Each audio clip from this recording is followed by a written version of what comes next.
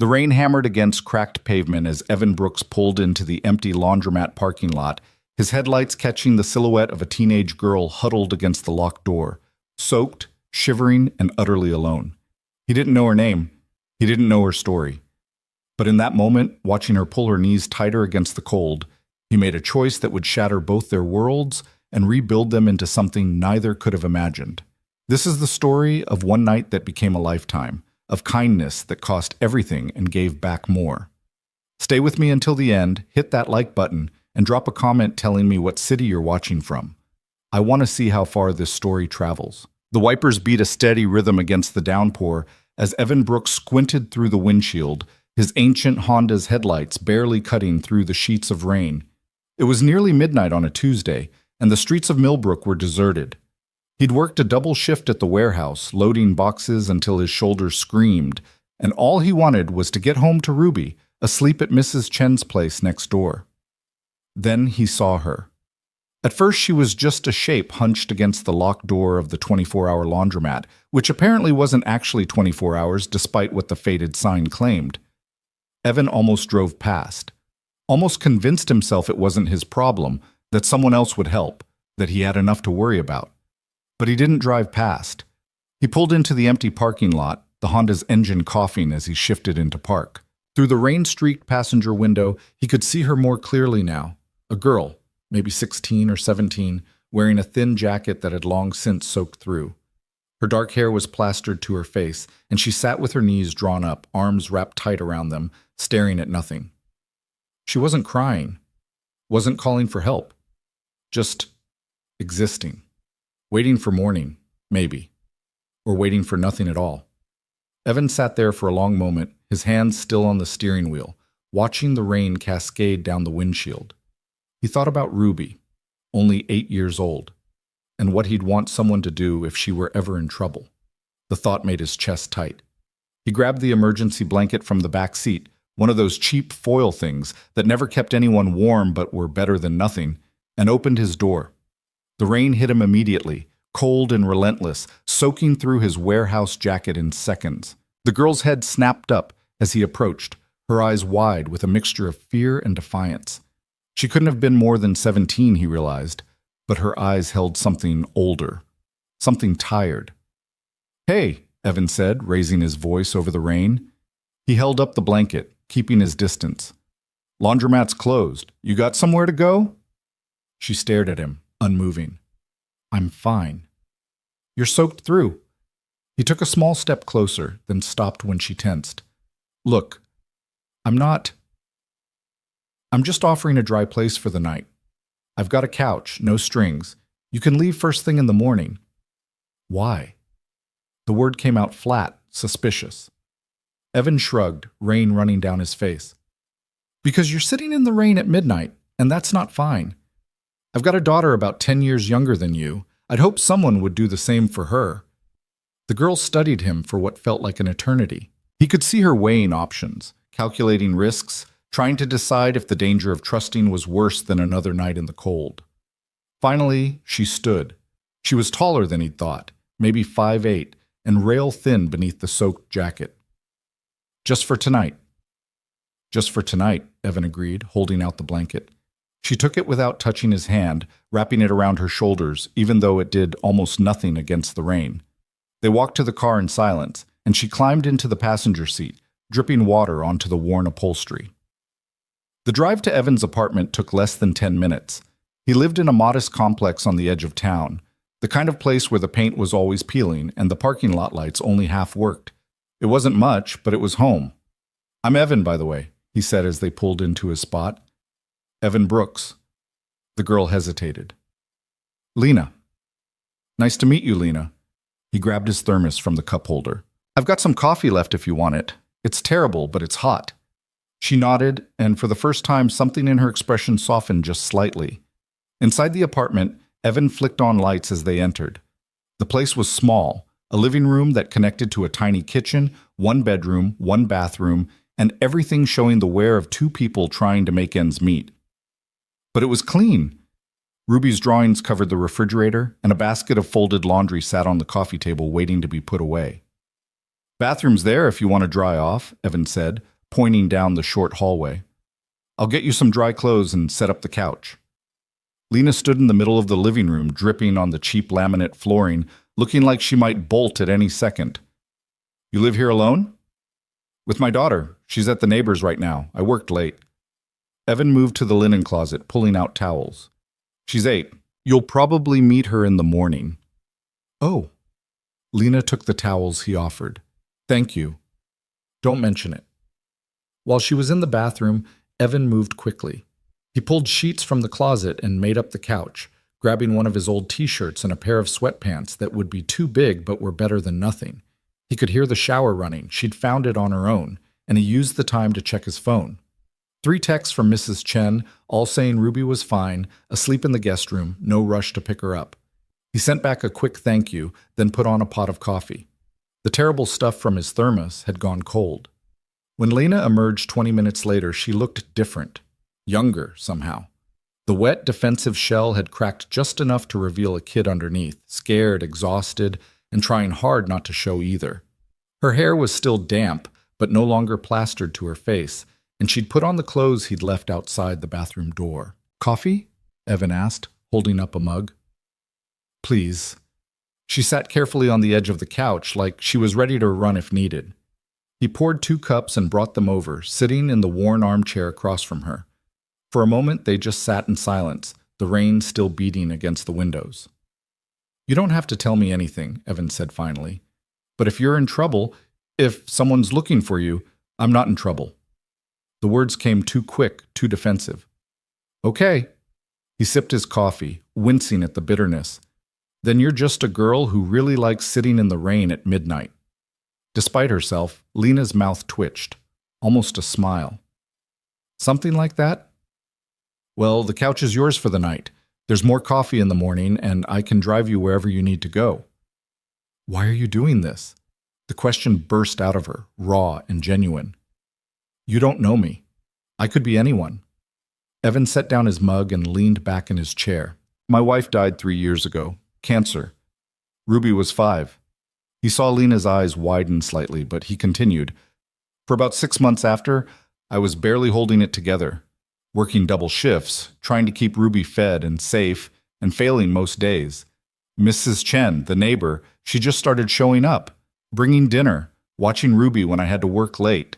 Never asked for anything back, never made me feel small for needing help. He paused, looking at the mug in his hands. I asked her once why she did it. You know what she said? Because someone did it for me once. That's it. That's the whole reason. Lena was quiet for a long moment. I'm sorry. About your wife. Me too. Evan stood, picking up his mug. Get some sleep. We'll figure out tomorrow when it comes. He headed toward his bedroom, then stopped at the doorway. Lena, for what it's worth, I'm glad you're here and not still sitting in that rain.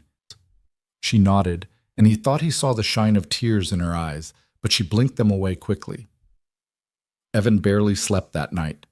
He kept listening for the sound of the front door, convinced he'd wake to find her gone. But when morning light filtered through his bedroom curtains and he emerged in his faded robe, she was still there, curled up on the couch under the blanket he'd given her, fast asleep. He moved quietly to the kitchen and started breakfast. Ruby would be awake soon at Mrs. Chen's, eager to come home, and he wanted to have something ready. Pancakes, he decided. Ruby loved pancakes, even when Evan inevitably burned half of them. He was mixing batter when Lena's voice came from behind him. You're really making breakfast? Evan turned to find her sitting up, the blanket wrapped around her shoulders like armor. Her hair stuck up in odd directions, and she looked even younger in the morning light. I'm attempting breakfast, he corrected. Can't promise quality, but there'll be quantity. I should probably go. But she didn't move. You should probably eat first. Evan poured batter onto the heated griddle, where it immediately began to bubble and smoke slightly. I'm going to pick up Ruby in about 20 minutes. You're welcome to stay for pancakes. Or leave. Your choice. Lena pulled the blanket tighter. Your daughter, she won't be scared? Having a stranger here? Ruby? Evan laughed. Ruby's never met a stranger in her life. She'll probably ask you a million questions and demand to know your entire life story before you finish one pancake. That sounds exhausting. You have no idea. He flipped a pancake, feeling oddly pleased when it didn't immediately fall apart. But she's also the best person I know, so there's that. 20 minutes later, Evan returned with Ruby in tow. She burst through the door in her purple pajamas, her curly brown hair wild around her face, and stopped dead when she saw Lena sitting at their small kitchen table. "Dad!" Ruby's whisper was louder than most people's normal voices. "There's a lady on our couch." "That's Lena," Evan said, setting down Ruby's backpack. "She's staying for breakfast. Lena, this is Ruby." "Ruby, can you say hello like a normal human?" Ruby approached the table with the confidence only 8-year-olds possessed, climbing into the chair next to Lena and peering at her with unconcealed curiosity. "Why are you wearing Dad's clothes? Are you a giant?" "Ruby, it's okay." Lena's voice was quiet, but there was a hint of amusement in it. "I'm not a giant. My clothes got wet in the rain." "Oh," Ruby processed this information. "Were you stuck outside?" "That happened to me once when I locked myself out. Mrs. Chen had to let me in." "Did you lock yourself out?" "Something like that." Evan set a plate of slightly burnt pancakes on the table. "Eat, both of you. And Ruby, maybe let Lena have some quiet with her breakfast." "I don't mind," Lena said, and to Evan's surprise, she seemed to mean it. She took a pancake, drowning it in syrup the way Ruby did. "These are good." "You're a terrible liar," Evan said, "but I appreciate it." They ate in comfortable chaos, Ruby chattering about school, her friend Madison, who had brought a lizard for show and tell, and the art project they were doing with macaroni. Lena listened, occasionally answering Ruby's rapid-fire questions with soft, careful responses. Evan watched them over his coffee, something warm settling in his chest. Lena was good with Ruby, patient, kind, and Ruby, in her innocent way, was drawing Lena out of whatever shell she'd built around herself. After breakfast, while Ruby ran off to get dressed for the day, Lena helped Evan clear the table without being asked. "She's sweet," Lena said, scraping plates into the trash. "Your daughter." "She is." Evan ran hot water in the sink. "Takes after her mother that way." "I should go." Lena set down the plate she was holding. "Thank you for the food, and the couch, and everything." "Where will you go?" "I'll figure something out." Evan dried his hands on a dish towel, studying her. She was trying to look confident, but he could see the fear underneath, the uncertainty. "I've got an idea," he said slowly. "And you can say no, that's fine, but hear me out." Lena crossed her arms, defensive again. "What?" "My buddy Marcus runs a diner about 3 blocks from here. He's always complaining about being short-staffed. It's not glamorous, washing dishes, bussing tables, that kind of thing, but it's cash under the table if you need it that way, and he doesn't ask questions." "Why would you do that?" "Because you need work, and Marcus needs help, and it seems like a solution that helps everyone." Evan shrugged. "And because I've been where you are. Not the same circumstances, maybe, but I know what it's like to need a hand up." Lena was quiet for a long moment, her fingers picking at the hem of his borrowed t-shirt. "Just like that? You trust me enough to recommend me to your friend?" "I trust that you could have stolen half my stuff last night and didn't. I trust that you were kind to my daughter just now when you didn't have to be. That's enough for me." "I don't have anywhere to stay," Lena said quietly. "I can't afford rent, and I don't have references, and—" "One thing at a time," Evan interrupted gently. "First, let's see if Marcus has work. Then we figure out the rest." "Why?" The question again, but this time it sounded less defensive and more genuinely confused. "Why do you keep helping me?" Evan thought about it, about all the real answers, because he knew what it was like to be desperate, because his daughter was watching and learning what kindness looked like, because someone had helped him once, and this was how you paid that forward. But what he said was simpler. "Because you needed a dry place to sleep, and I had a couch. Because you're standing in my kitchen, and I can help. That's all." Lena's eyes were bright with unshed tears. "That's not all." "Maybe not," Evan admitted, "but it's enough to start with." The diner was called Marcus's Place, which showed a stunning lack of creativity, but made up for it in accuracy. It was the kind of establishment where the coffee was always hot, the bacon was always crispy, and Marcus knew every regular by name and order. Marcus himself was a big man with an even bigger laugh, and when Evan walked in with Lena trailing behind, his face split into a grin.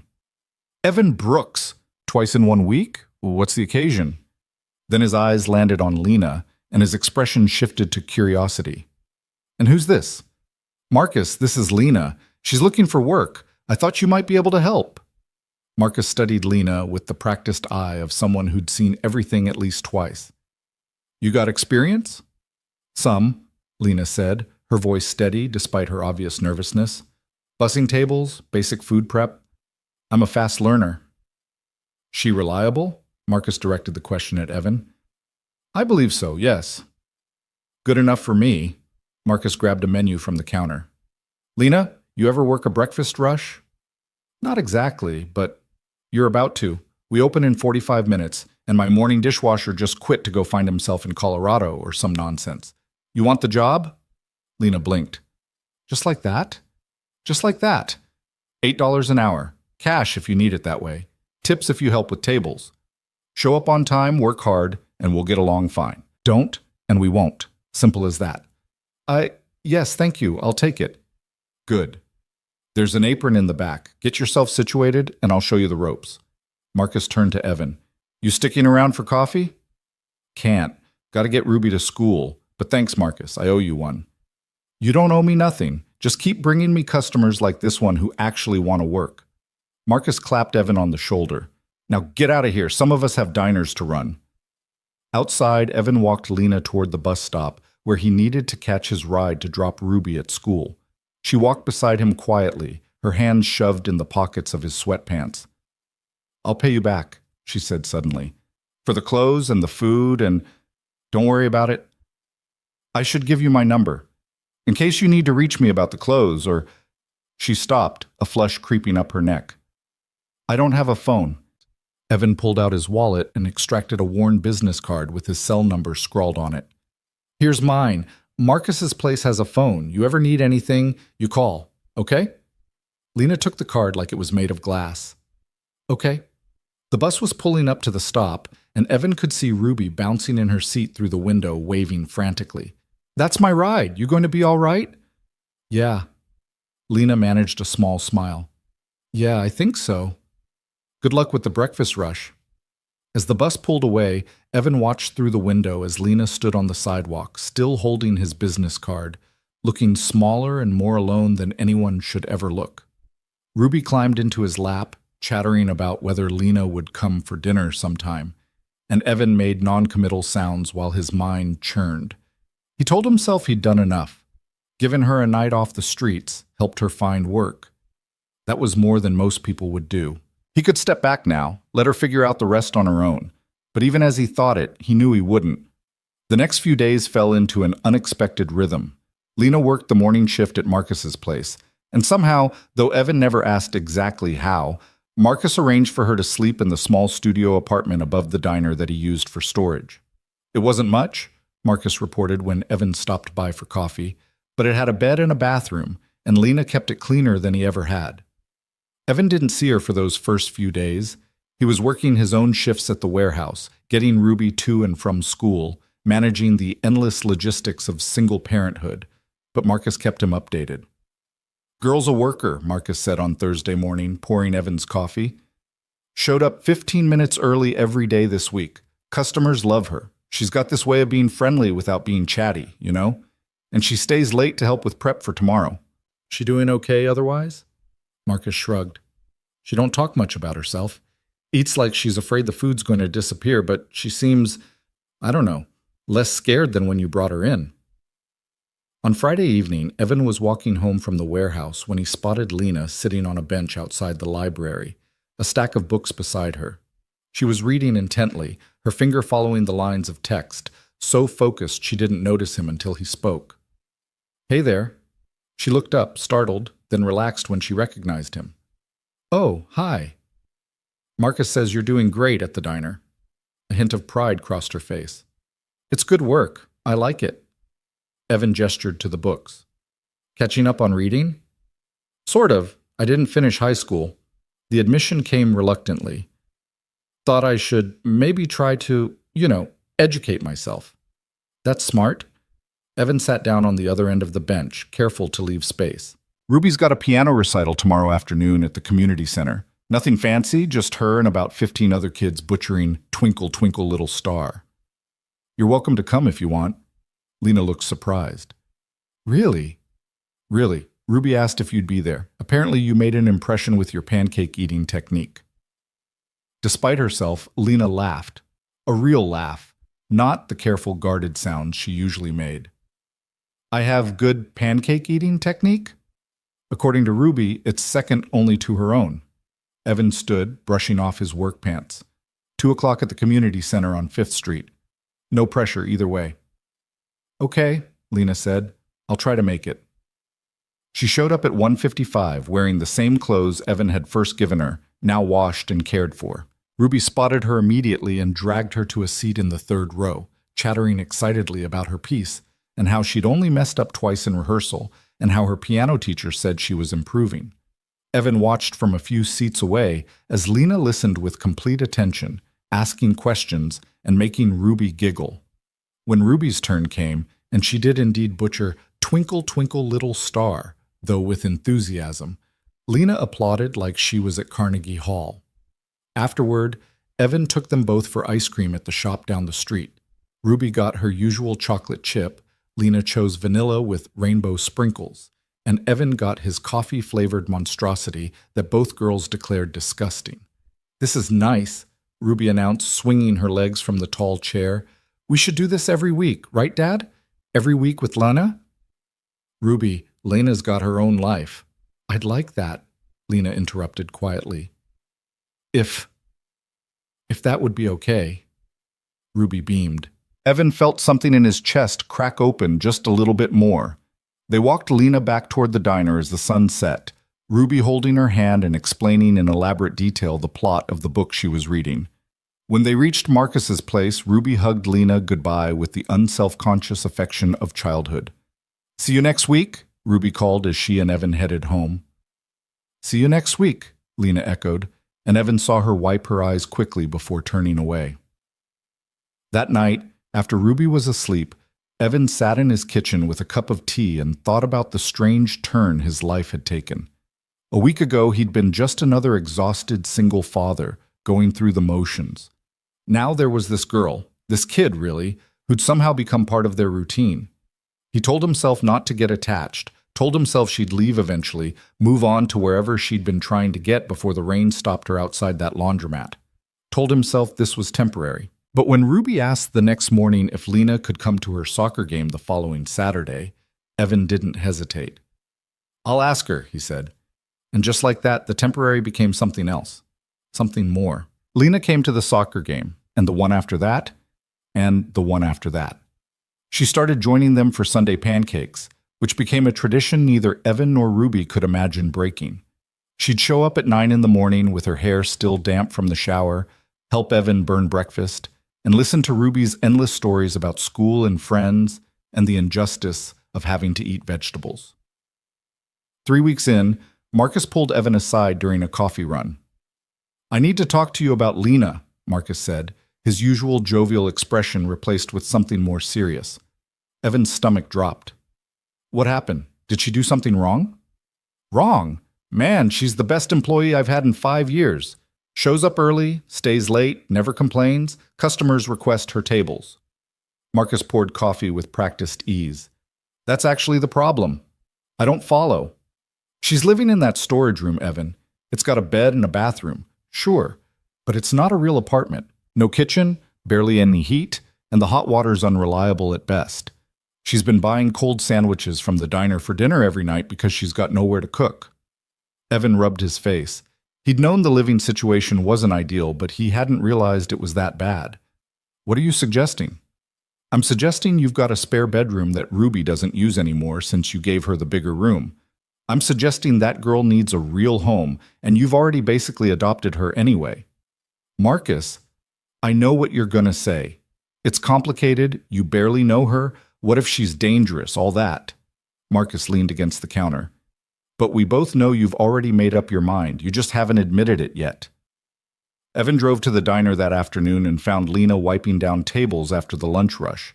She looked up when the bell chimed, and her face brightened when she saw him. "Hey, this isn't your usual coffee time." "I wanted to talk to you about something." Evan slid onto a stool at the counter. "You got a minute?" Lena set down her rag, wariness creeping into her expression. "Did I do something wrong?" "No, actually you've done everything right, which is kind of the problem." He took a breath. "Marcus told me about the storage room, about the conditions." Her cheeks flushed. "It's fine. It's way better than sleeping outside a laundromat, I know. But that's a pretty low bar, Lena." Evan turned his coffee cup in circles on the counter. "I've got a spare bedroom. Used to be Ruby's before we rearranged last year. It's small, but it's got a real bed, a closet, and the heat works. I'm offering it to you. No rent until you're back on your feet." Lena stared at him. "You can't be serious." "I'm completely serious. You barely know me. I could be anyone. I could steal from you, or hurt Ruby, or... Could you?" Evan met her eyes. "Would you?" "No, of course not, but..." "Then that settles it." He stood. "Look, I'm not trying to pressure you. If you'd rather stay in the storage room, that's your choice. But the offer's there. A real bedroom, access to the kitchen, a place where you can actually live instead of just survive. Think about it." Lena's hands were shaking. "Why do you keep doing this? Helping me? Nobody just does that without wanting something." Evan thought about lying, about giving her some easy answer that wouldn't scare her off. But he'd never been good at lying, and he didn't want to start now. "My wife, Sarah, before she got sick, we used to talk about fostering. She grew up in the system, bounced around between homes that didn't care. She always said that if we ever had the chance to give a kid a safe place, we'd take it." He paused. "I know you're not a kid looking for foster care. You're almost an adult, and this isn't some official arrangement. But you need a safe place, and I've got one." Sarah would have been the first one to offer. "I'm just doing what she would have done." Lena's eyes were wet. "I can't pay you." "Didn't ask you to." "I can't promise I'll stay forever. I might need to leave, and you can leave whenever you want. The bedroom will still be there if you change your mind." Evan pulled out his keys and removed one from the ring, setting it on the counter. "Think about it. No pressure. But if you decide yes, you're welcome any time." He left the key there and walked out before she could argue further. That night, around 8:30, there was a knock at the door. Evan opened it to find Lena standing in the hallway, a single backpack slung over her shoulder and tears streaming down her face. "I don't know how to do this," she said, her voice breaking. "I don't know how to let people help me. I don't know how to trust that this is real." "Then we'll figure it out together." Evan stepped aside. "Come on in." Ruby, who'd been pretending to do homework at the kitchen table while actually eavesdropping, let out a whoop of joy. "Lena's moving in? Really? This is the best day ever."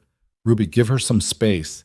But Lena was already laughing through her tears as Ruby crashed into her with a hug. "I'm so glad you're here. I can show you my room, and we can watch movies together, and you can help me with my math homework because Dad's terrible at fractions." "Hey now," Evan protested, but he was smiling.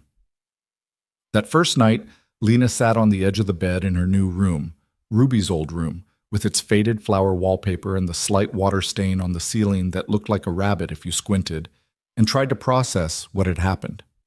She'd gone from homeless to employed to actually living in a real home, all in less than a month. It felt impossible.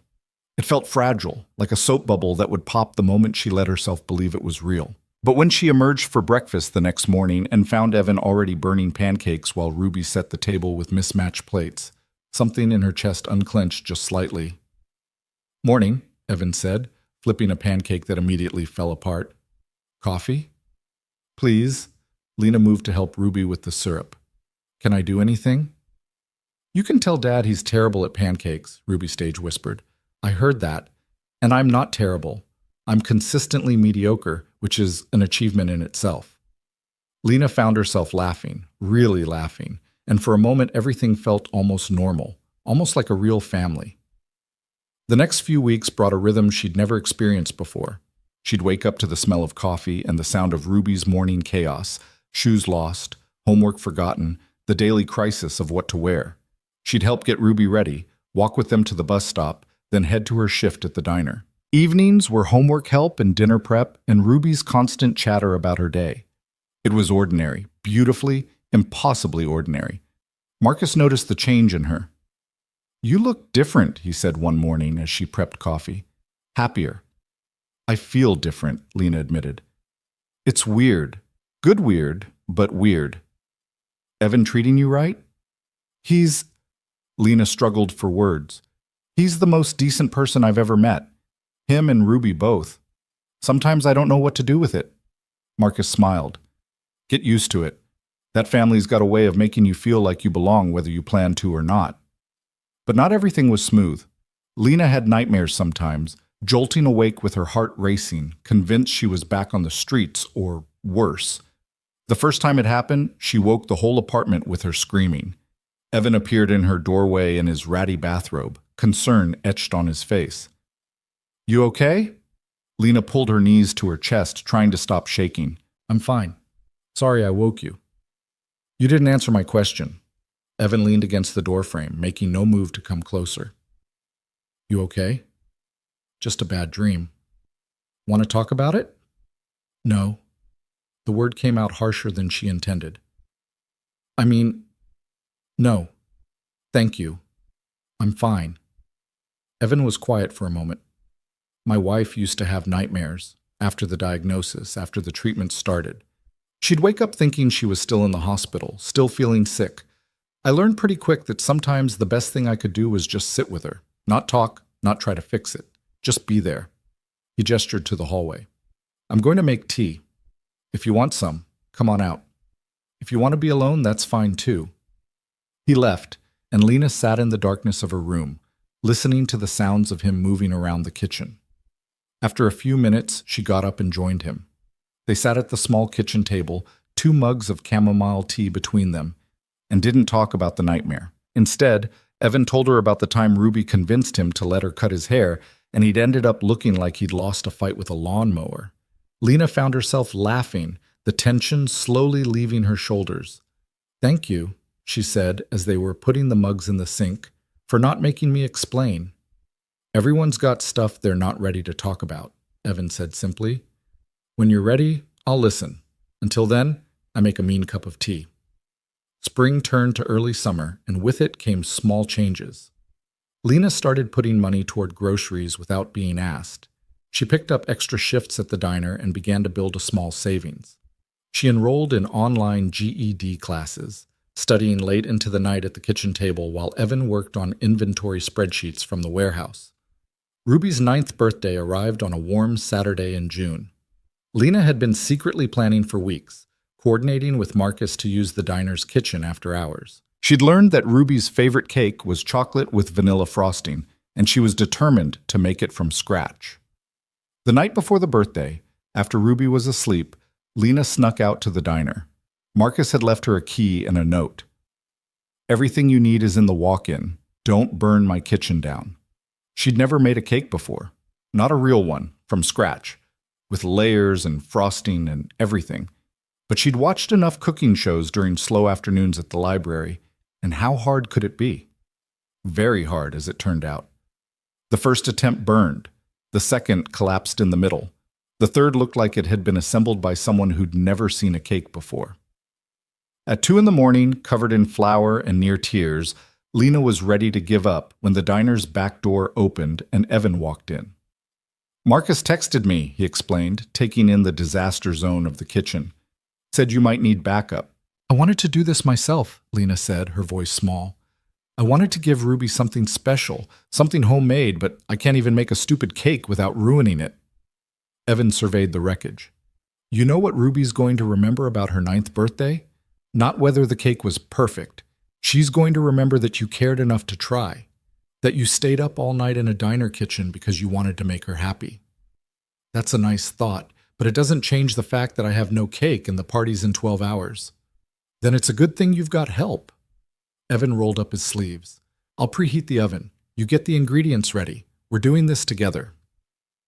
They worked side by side until dawn, and by the time the sun came up, they had a slightly lopsided but fully assembled chocolate cake with vanilla frosting. It wasn't perfect. The layers didn't quite line up, and the frosting had a few fingerprints where they'd tried to smooth it, but it was made with care. "It's beautiful," Lena said, exhausted and covered in batter. "It's a disaster," Evan countered, but he was smiling. "Ruby's gonna love it." She did. When she came home from her morning soccer practice to find the apartment decorated with homemade streamers and her slightly wonky cake on the table, Ruby burst into tears of joy. "You made this? For me?" She looked between Evan and Lena with wide eyes. "Lena made it," Evan said. "I just provided moral support and cleaned up the catastrophes." Ruby hugged Lena so hard she nearly knocked her over. "This is the best birthday ever. Can we eat cake for breakfast?" "Absolutely not," Evan said. "We can have a small piece," Lena amended, catching Evan's look. "After you eat some actual breakfast." They compromised with eggs and toast, followed by cake, and Ruby declared it the perfect meal. Later, there was a party at the park with Ruby's friends, games, and chaos, and too much sugar. Lena helped supervise, feeling strange and wonderful to be included in something so normal, so family-like. That evening, after all the guests had gone home, and Ruby had crashed on the couch in a sugar coma, Evan found Lena cleaning up the kitchen. "You didn't have to do all this," he said, picking up a dish towel to help dry. "The cake, the party planning, everything." "I wanted to." Lena scrubbed at a stubborn piece of frosting on a plate. "Ruby's been so kind to me. You both have. I just wanted to give something back." "You give back every day. Helping with Ruby, contributing to groceries, being part of this family." Evan paused. "That's what you are, you know, part of this family." Lena's hand stilled in the soapy water. "Don't say that." "Why not? It's true." "Because families don't last. People leave, or they change their minds, or—" Her voice cracked. "I can't let myself believe this is permanent. I can't." Evan set down the dish towel and leaned against the counter, looking at her with those kind, tired eyes. "What happened to you, Lena? Who hurt you so badly that you can't believe someone might want you to stay?" For a long moment, Lena thought about deflecting, about changing the subject the way she always did. But something about the late hour and the exhaustion and Evan's patient, non-judgmental expression made her want to tell the truth. "My father," she said quietly. "Charles Hale. You probably haven't heard of him. He keeps a low profile. But he's rich. Really rich. Tech industry money." Evan's eyebrows rose, but he didn't interrupt. "My mom died when I was 12. After that, it was just me and him, except it was never really us. It was his empire, his business, his reputation. I was just another asset to manage." She pulled her hands from the water, drying them on her jeans. "He controlled everything. What I wore, who I talked to, where I went. I was supposed to be perfect. The perfect daughter, the perfect heiress, the perfect reflection of his success." "That sounds suffocating." It was. And when I tried to push back, when I wanted to go to public school or have normal friends or just exist as my own person, he'd remind me how much I owed him, how he'd given me everything, how ungrateful I was. Lena's voice hardened. "So one night, about 2 months ago, I left, took what I could carry, and just walked out." "Does he know where you are?" "I don't think so. I've been careful. No phone, no social media, cash only. I figured he'd look for me in the beginning, but I'm hoping he eventually just writes me off as a loss and moves on." She laughed bitterly. "That's probably the best I can hope for from him. Indifference." Evan was quiet for a moment, processing. "I'm sorry. No kid should have to run away to feel free." "I'm not a kid anymore." "You're 17. That's still a kid in my book." He picked up the dish towel again. "Does this change how you feel about being here? Are you worried he'll find you?" "Sometimes, but mostly I just feel guilty." "For what?" "For lying to you, for letting you and Ruby get attached when I might have to run at any moment. For—" She gestured helplessly. "For all of it." "Lena, look at me." Evan waited until she met his eyes. "You don't owe me your whole story. You never did. What matters is that you're here now, you're safe, and you're part of our lives. If your father shows up, we'll deal with it. Together." "You say that now, but you don't know what he's like. He has lawyers and money, and we have something he doesn't, Evan interrupted gently. We have people who actually care about each other. That counts for more than you think. Lena wanted to believe him, wanted to trust that care and community could stand up to wealth and power. But she'd seen too much to be that naive. Still, for tonight, in this small kitchen with this kind man who kept helping her for no reason other than it was the right thing to do, she let herself pretend. The summer deepened, bringing lazy days and the kind of heat that made the whole town slow down. Lena worked her shifts at the diner, banked money, and studied for her GED. Ruby finished third grade with decent grades and a concerning number of disciplinary notes about talking in class. One evening in late July, Lena was walking home from the diner when she noticed a black sedan parked across the street from the apartment building. It was expensive, sleek, completely out of place in this neighborhood of rusted Hondas and old pickup trucks. Her stomach dropped. She ducked into the corner store, pretending to browse while watching through the window. The sedan didn't move. Nobody got out. Maybe she was being paranoid. Maybe it was just someone visiting a resident. Maybe... The driver's side door opened, and a man in a dark suit emerged. He scanned the street with the practiced efficiency of someone trained to notice things, and even from this distance, Lena recognized the cold professionalism of her father's security team. They'd found her. Lena's first instinct was to run, just take off, hop a bus to anywhere, disappear before they could close in. But the thought of leaving Evan and Ruby without explanation, of them coming home to find her gone, made her chest ache. She pulled out the flip phone she'd bought last month with her tip money, her one concession to safety, and dialed Evan's number with shaking hands. He answered on the second ring. "Lena? Everything okay?" "No, there's someone watching the apartment. Black sedan, guy in a suit. I think my father found me." Silence. Then, "Where are you?" "Corner store on 5th. "Stay there." "I'm getting Ruby and we're coming to you. 10 minutes. Lena paced the aisles of the corner store, pretending to shop while watching the street. The man got back in the sedan but didn't leave. He was waiting for something. Or someone. True to his word, Evan appeared 9 minutes later with Ruby in tow. They slipped into the store, and Evan immediately moved to the window, assessing the situation. "That's definitely surveillance," he said quietly. "Professional setup." "Dad, what's happening?" Ruby's voice was small, scared in a way Lena had never heard before. "Everything's fine, sweetheart. We're just being careful." Evan squeezed her shoulder, then turned to Lena. "Okay, here's what we're going to do. We're going to go to Mrs. Chen's for tonight. Tomorrow we'll figure out next steps." "I should just go," Lena said. "If I leave, they'll follow me and you two will be safe." "Absolutely not. We stick together." Evan's voice was firm. "Come on, back exit." They slipped out through the store's rear entrance and made their way to Mrs. Chen's apartment via the back stairs. The elderly woman took one look at their faces and ushered them inside without questions. That night, while Ruby slept in Mrs. Chen's guest room, the adults sat around the kitchen table drinking tea that was somehow both too strong and too weak.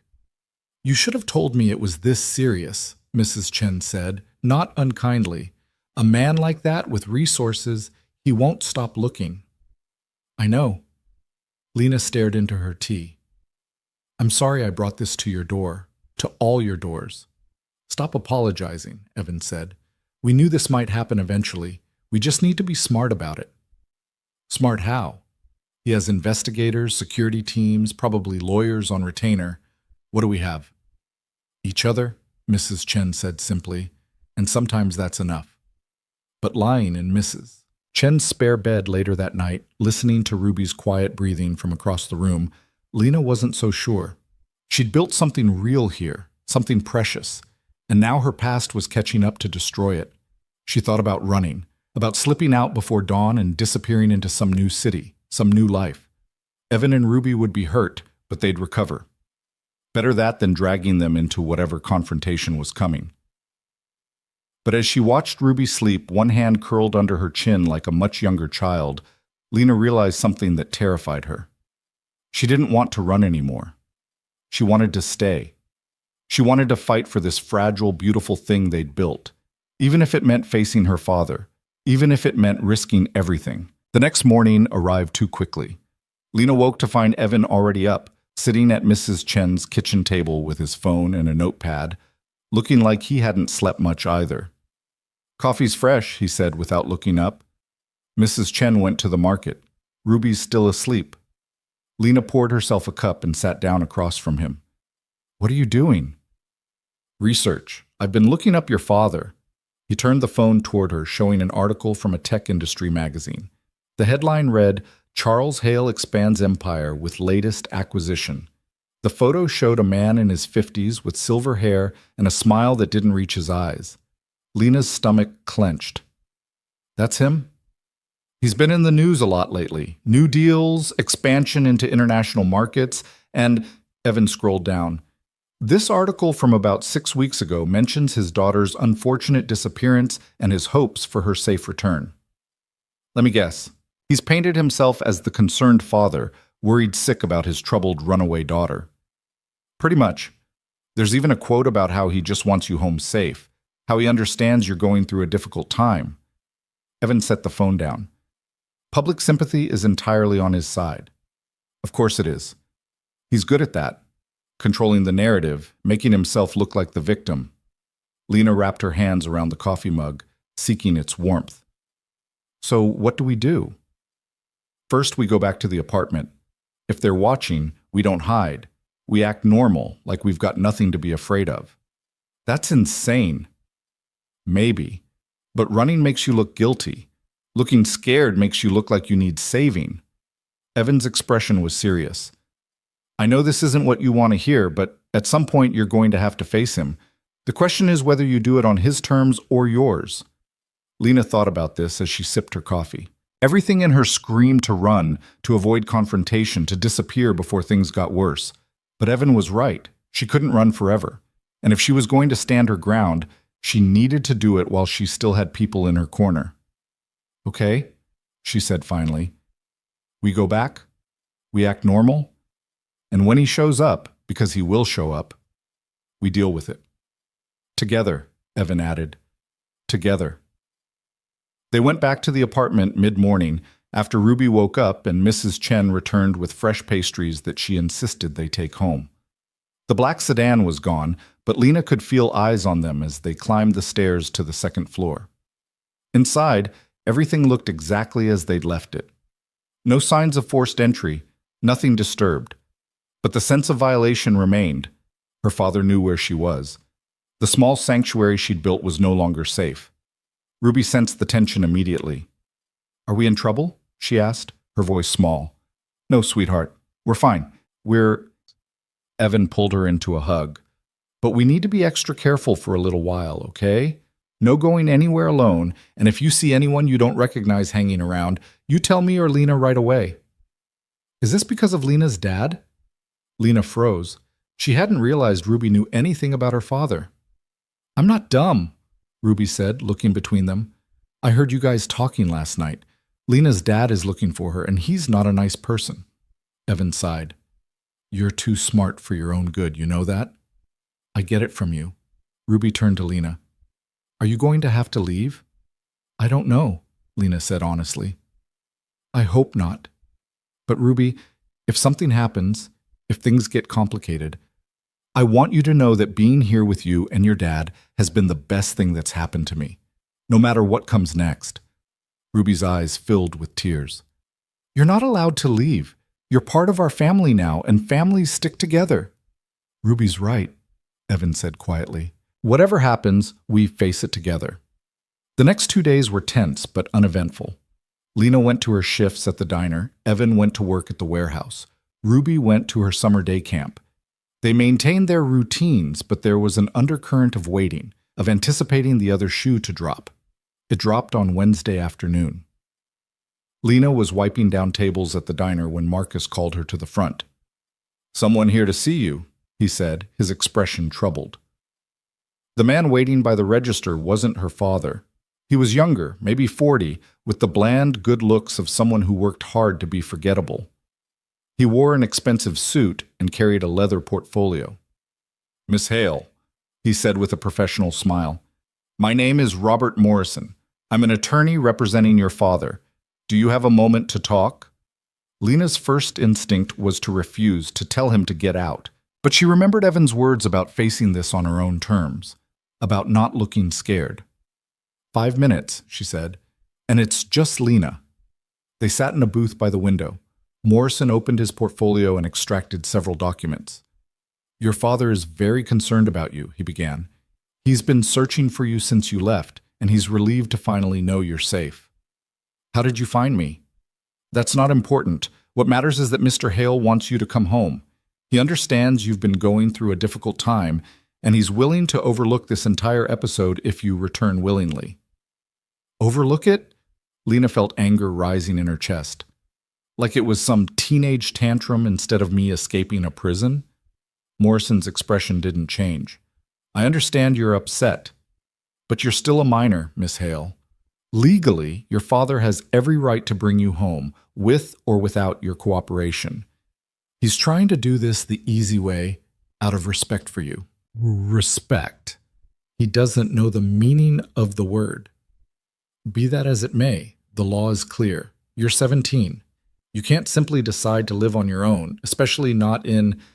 He glanced around the diner with barely concealed disdain. Circumstances like these. I'm not living on my own. I have a home, a job, people who care about me. You have a man twice your age who took in a vulnerable teenage girl. Do you understand how that looks? Morrison leaned forward slightly. Mr. Hale could have the police involved in a matter of hours. He could raise questions about the appropriateness of your living situation, about whether this Evan Brooks has ulterior motives. He could make life very difficult for everyone involved. The threat was clear. Come home quietly, or her father would destroy everything and everyone she cared about. I need time to think, Lena said, her voice shaking despite her best efforts. Of course. Mr. Hale is staying at the Grandview Hotel downtown.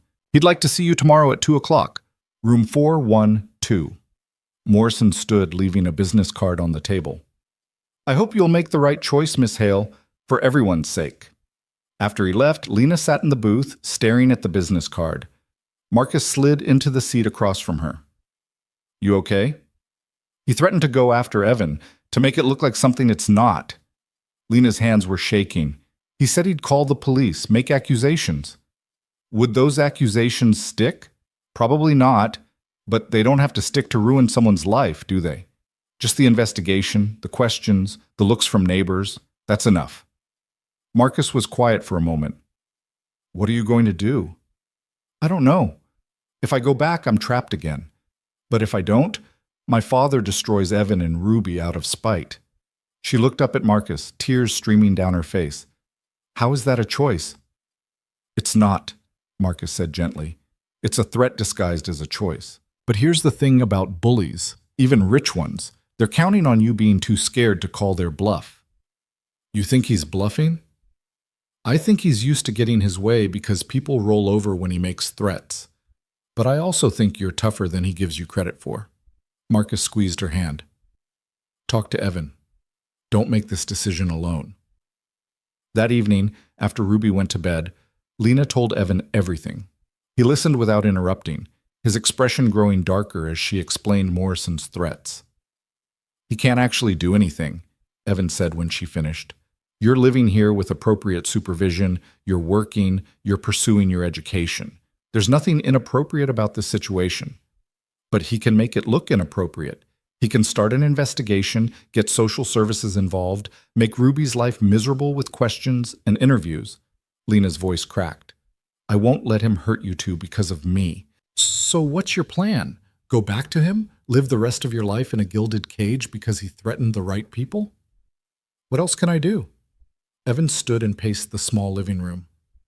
We fight back. We get our own lawyer. We document everything. We make it clear that you're here by choice and you're being cared for properly. With what money?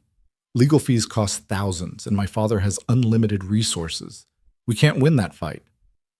Maybe not in court, but there are other ways to fight. Evan stopped pacing and looked at her. Your father cares about his reputation, right? His public image? More than anything. Then we make it public. We tell your story, the real story, not his version. We let people know what kind of man Charles Hale really is. Lena shook her head. He controls the narrative. He has PR people, media connections. Anything we say, he'll spin it to make me look like a troubled kid and him like a concerned father. Unless we have proof. Evidence of how he treated you, why you left. Evan sat back down. Do you have anything? Messages, recordings, anything that shows what he's really like? I left everything behind. My phone, my laptop, he monitored all of it anyway. The only thing I took was my mother's necklace. Lena touched the small silver pendant she always wore, hidden under her shirt. It's the only thing of hers he didn't control. They sat in heavy silence, both trying to find a solution that didn't exist. Finally, Lena spoke. I have to meet with him tomorrow, at least hear what he has to say. Not alone, you don't. Evan, not alone, he repeated firmly. If you're going to face him, I'm coming with you, non-negotiable. He'll try to intimidate you. Let him try. Evan's expression was steely. I've dealt with bullies before. Rich ones aren't that different from any other kind. The next afternoon, they left Ruby with Mrs. Chen and drove to the Grandview Hotel. It was the nicest place in town.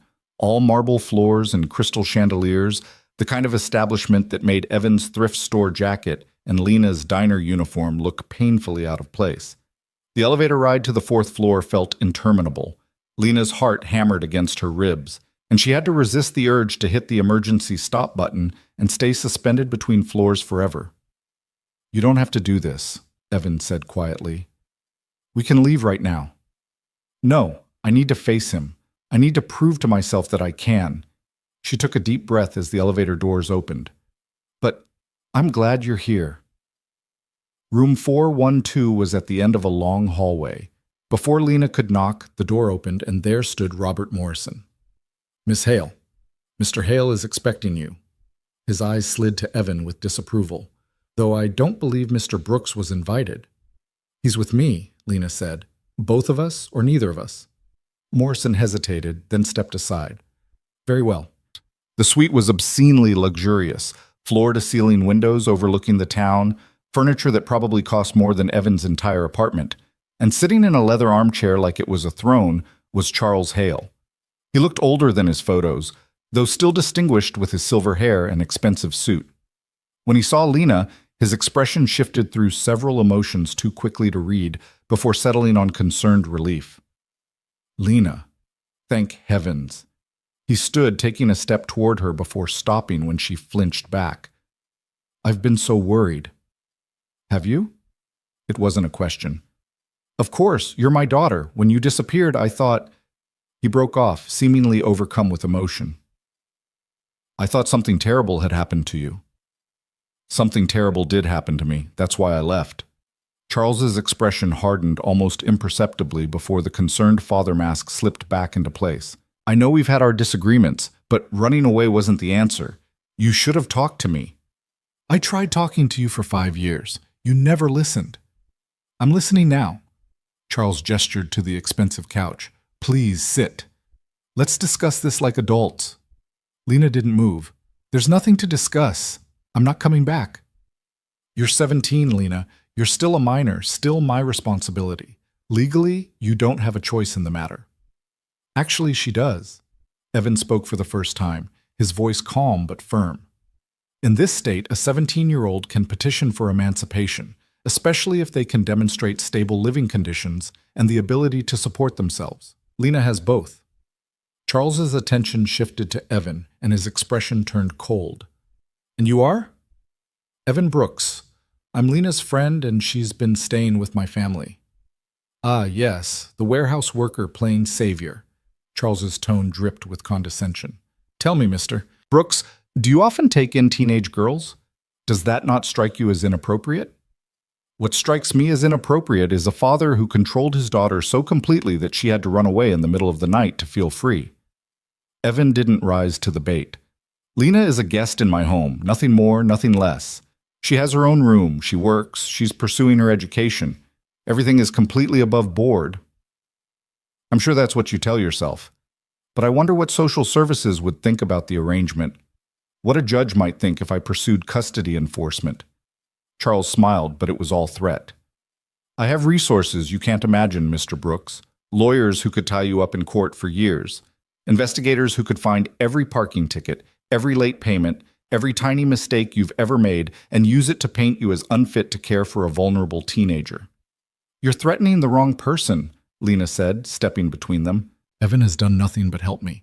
If you want to threaten someone, threaten me, but leave him and his daughter out of this. I'm not threatening anyone. I'm simply stating facts. Charles's voice was reasonable, rational, which somehow made it worse. You're my daughter. I have a legal right and a moral obligation to ensure your safety and well-being.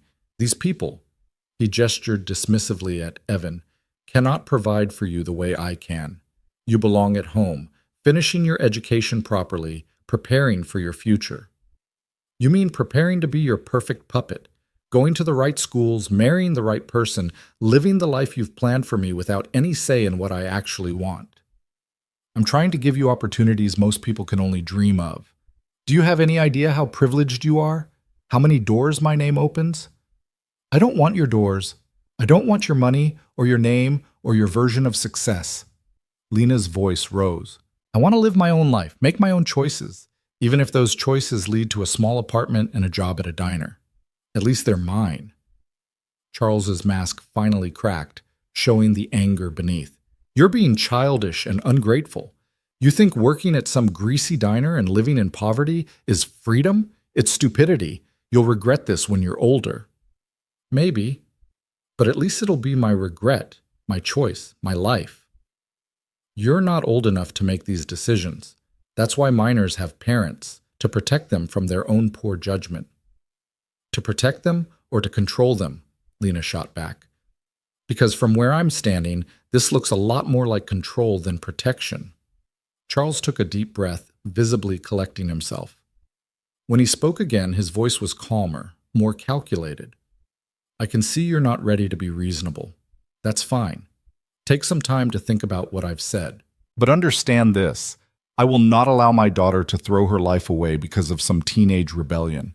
If you don't come home willingly, I will pursue every legal avenue available to bring you back. And Mr. Brooks here will find himself under investigation for harboring a runaway minor, possible exploitation, whatever charges my attorneys can make stick. Those charges won't stick because they're not true, Evan said evenly. The truth is surprisingly irrelevant when it comes to ruining someone's reputation. An investigation alone would be enough to cost you your job, your standing in the community, possibly even custody of your own daughter while they sort everything out. Charles's smile was predatory. Is Lena worth that risk? Lena felt like she'd been punched. This was exactly what she'd feared, her father using Evan and Ruby as weapons to force her compliance.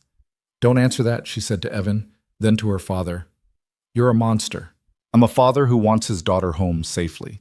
If that makes me a monster in your eyes, so be it. Charles moved toward the suite's bar, pouring himself a drink.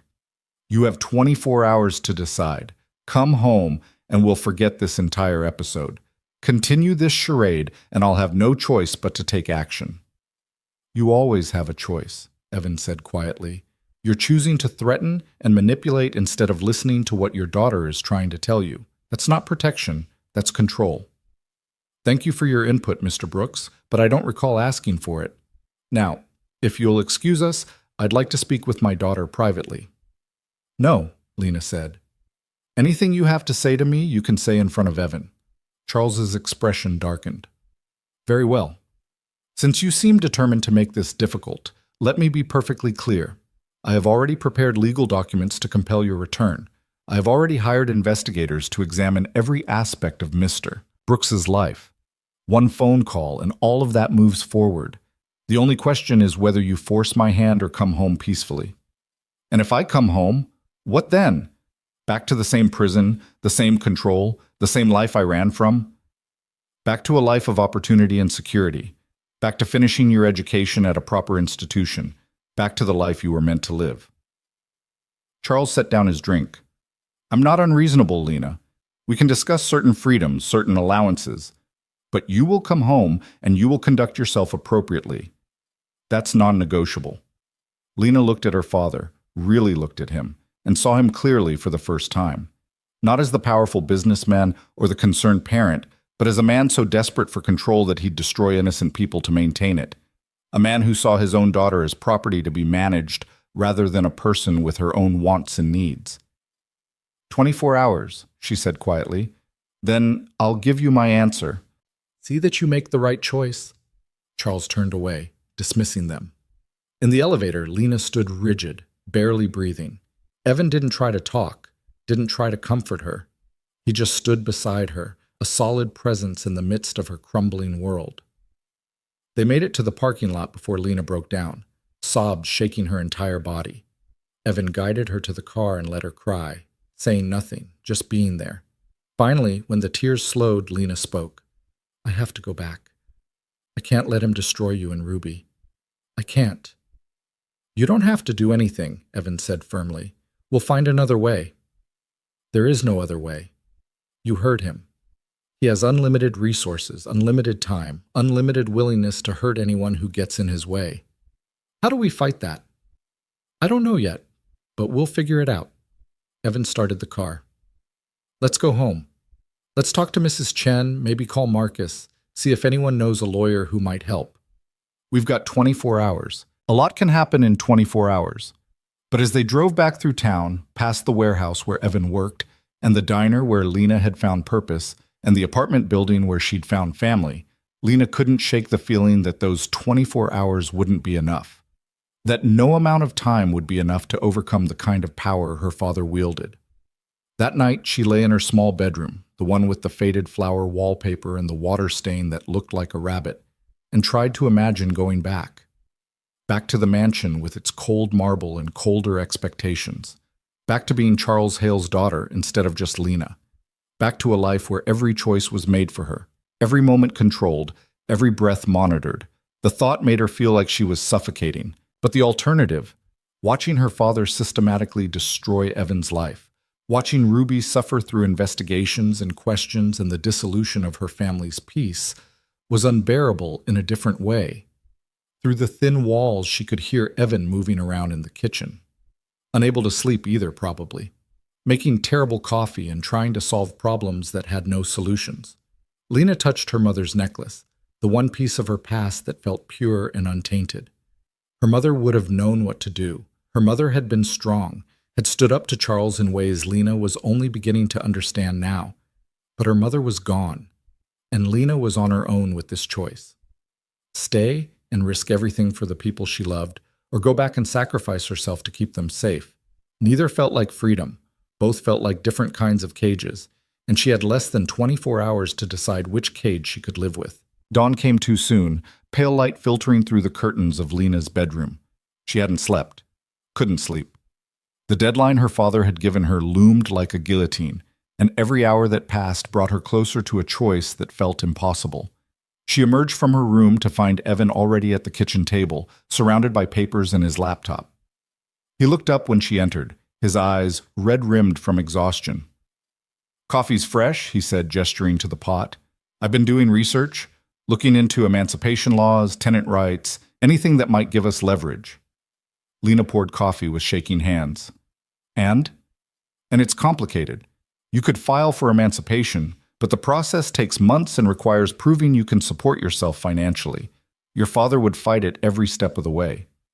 Evan rubbed his face. "I also called a lawyer friend from high school. She's willing to consult pro bono, but she was honest. Going up against someone with your father's resources is nearly impossible without significant funding. So we have nothing."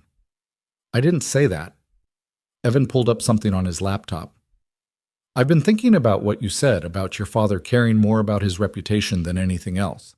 I did some digging into his business dealings, and there are some interesting patterns. Complaints from former employees about hostile work environments, ND. Does that seem excessive? A few settlements that were sealed. Nothing concrete, but enough to suggest he's not the upstanding businessman he presents himself as. You think we can use that somehow? Maybe. If we could find people willing to talk, willing to go on record about what he's really like, we might be able to build a case that he's unfit." Evan stopped as Ruby's bedroom door opened. She shuffled out in her pajamas, her curly hair a mess, and climbed directly into Lena's lap without saying anything. At 9 years old, she was getting too big for this, but Lena wrapped her arms around her anyway. "You're leaving, aren't you?" Ruby's voice was muffled against Lena's shoulder. "Ruby, we talked about this," Evan started. "I'm not stupid. I know Lena's dad wants her to go back, and I know he's being mean about it." Ruby lifted her head, tears streaming down her face. "But you can't go. You just can't. You're supposed to be here. You're supposed to be part of our family." Lena's throat tightened. "I don't want to leave, sweetheart. I really don't." "Then don't. Just tell your dad no. Tell him you're staying with us, and he can't make you." Ruby's logic was pure childhood simplicity. If only the world worked that way. "It's more complicated than that." "Why? Why does it have to be complicated? You're almost grown up. You should get to choose where you live." Ruby looked at her father. "Dad, you can fix this, right? You always fix things." Evan's expression was pained. "I'm trying, baby, but some things are harder to fix than others." "That's not good enough." Ruby's voice rose, anger mixing with fear. "Lena's family. You said so yourself. And families don't let bad people take each other away. They fight. They stick together. That's what you always tell me." "You're right," Evan said quietly. "You're absolutely right." The rest of the morning passed in tense silence. Evan made breakfast that nobody really ate. Ruby got dressed for day camp, but moved slowly, like she was trying to delay the inevitable. Lena went through the motions of getting ready for her shift at the diner, but everything felt surreal, like she was watching herself from a distance. At the door, as Evan was leaving to drop Ruby off, he turned back to Lena. "Don't make any decisions without talking to me first. Promise me that." "Evan, promise me." "I promise." But after they left, Lena stood in the quiet apartment and felt the weight of that promise. What was there left to decide? Her father had made his position clear. Come home, or watch him destroy everyone she cared about. It wasn't a choice. It was an ultimatum disguised as one. Her shift at the diner was torture. Every customer who smiled at her, every regular who asked how she was doing, felt like a knife twisting in her chest. This place had become home in a way she'd never expected. The smell of coffee and bacon, the rhythm of the morning rush, Marcus's terrible jokes and genuine kindness. She'd finally found somewhere she belonged, and she was going to have to leave it all behind. Marcus noticed her distraction immediately. "You're burning the toast," he said gently, taking the tongs from her hand. "Why don't you take a break? Get some air." Lena stepped into the alley behind the diner, leaning against the brick wall and trying to breathe through the panic. She was so lost in her own thoughts that she didn't hear the footsteps until someone spoke. "Miss Hale?" She spun to find Robert Morrison standing at the mouth of the alley, looking as perfectly composed as ever in his expensive suit. "Your father sent me to check on your decision. The deadline is approaching." "I still have until this afternoon." "True, but Mr. Hale wanted me to provide some additional motivation for your choice." Morrison pulled out his phone, tapping a few times before turning it toward her. "These are the preliminary findings from the investigation into Evan Brooks." Lena's stomach dropped as she looked at the screen. There were photos. Her and Evan walking together, sitting at the kitchen table, the night he'd helped her make Ruby's birthday cake. All innocent moments, but the photographer had clearly been instructed to capture angles that could be misconstrued as something more. "There's nothing inappropriate in those photos," she said, her voice shaking. "Perhaps not to you, but a good attorney can make anything look suspicious. Add in testimony from concerned neighbors, questions about why a single man in his 30s would take in a teenage girl, speculation about his motivations." Morrison slipped the phone back into his pocket. "The truth doesn't matter as much as the narrative. This is blackmail. This is reality. Your father is prepared to do whatever necessary to bring you home safely. If that means exposing Mr. Brooks's poor judgment, so be it." Morrison's expression remained neutral. "He's also prepared to make things difficult for the diner owner who employed you under the table without proper documentation, and for the neighbor who allowed you to stay at her residence without reporting a runaway minor. Everyone who helped you will face consequences." Lena felt the world tilting. They were just being kind. They didn't do anything wrong. Legally, that's debatable. Morally, perhaps not. But the law doesn't particularly care about moral nuances. Morrison checked his watch. "You have until 2 o'clock. I suggest you spend that time wisely." Think about whether your desire for independence is worth destroying the lives of everyone who tried to help you. He left without waiting for a response, his footsteps echoing down the alley. Lena stood there, shaking, feeling the walls close in. Her father wasn't just threatening Evan anymore. He was going after Marcus, Mrs. Chen, everyone who'd shown her kindness. The net was wider than she'd imagined, the potential damage more extensive. She pulled out her phone and called Evan. He answered immediately. "Lena, what's wrong?" "He's going after everyone, Marcus, Mrs. Chen, anyone who helped me. Morrison just showed me photos, threatened investigations." Her voice broke. "I can't let him hurt all these people because of me." "Where are you?" "Behind the diner. Evan, I have to go back. There's no other way."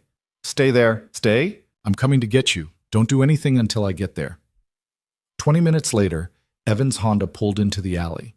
He got out, and Lena saw Mrs. Chen in the passenger seat and Marcus emerging from the back. "What?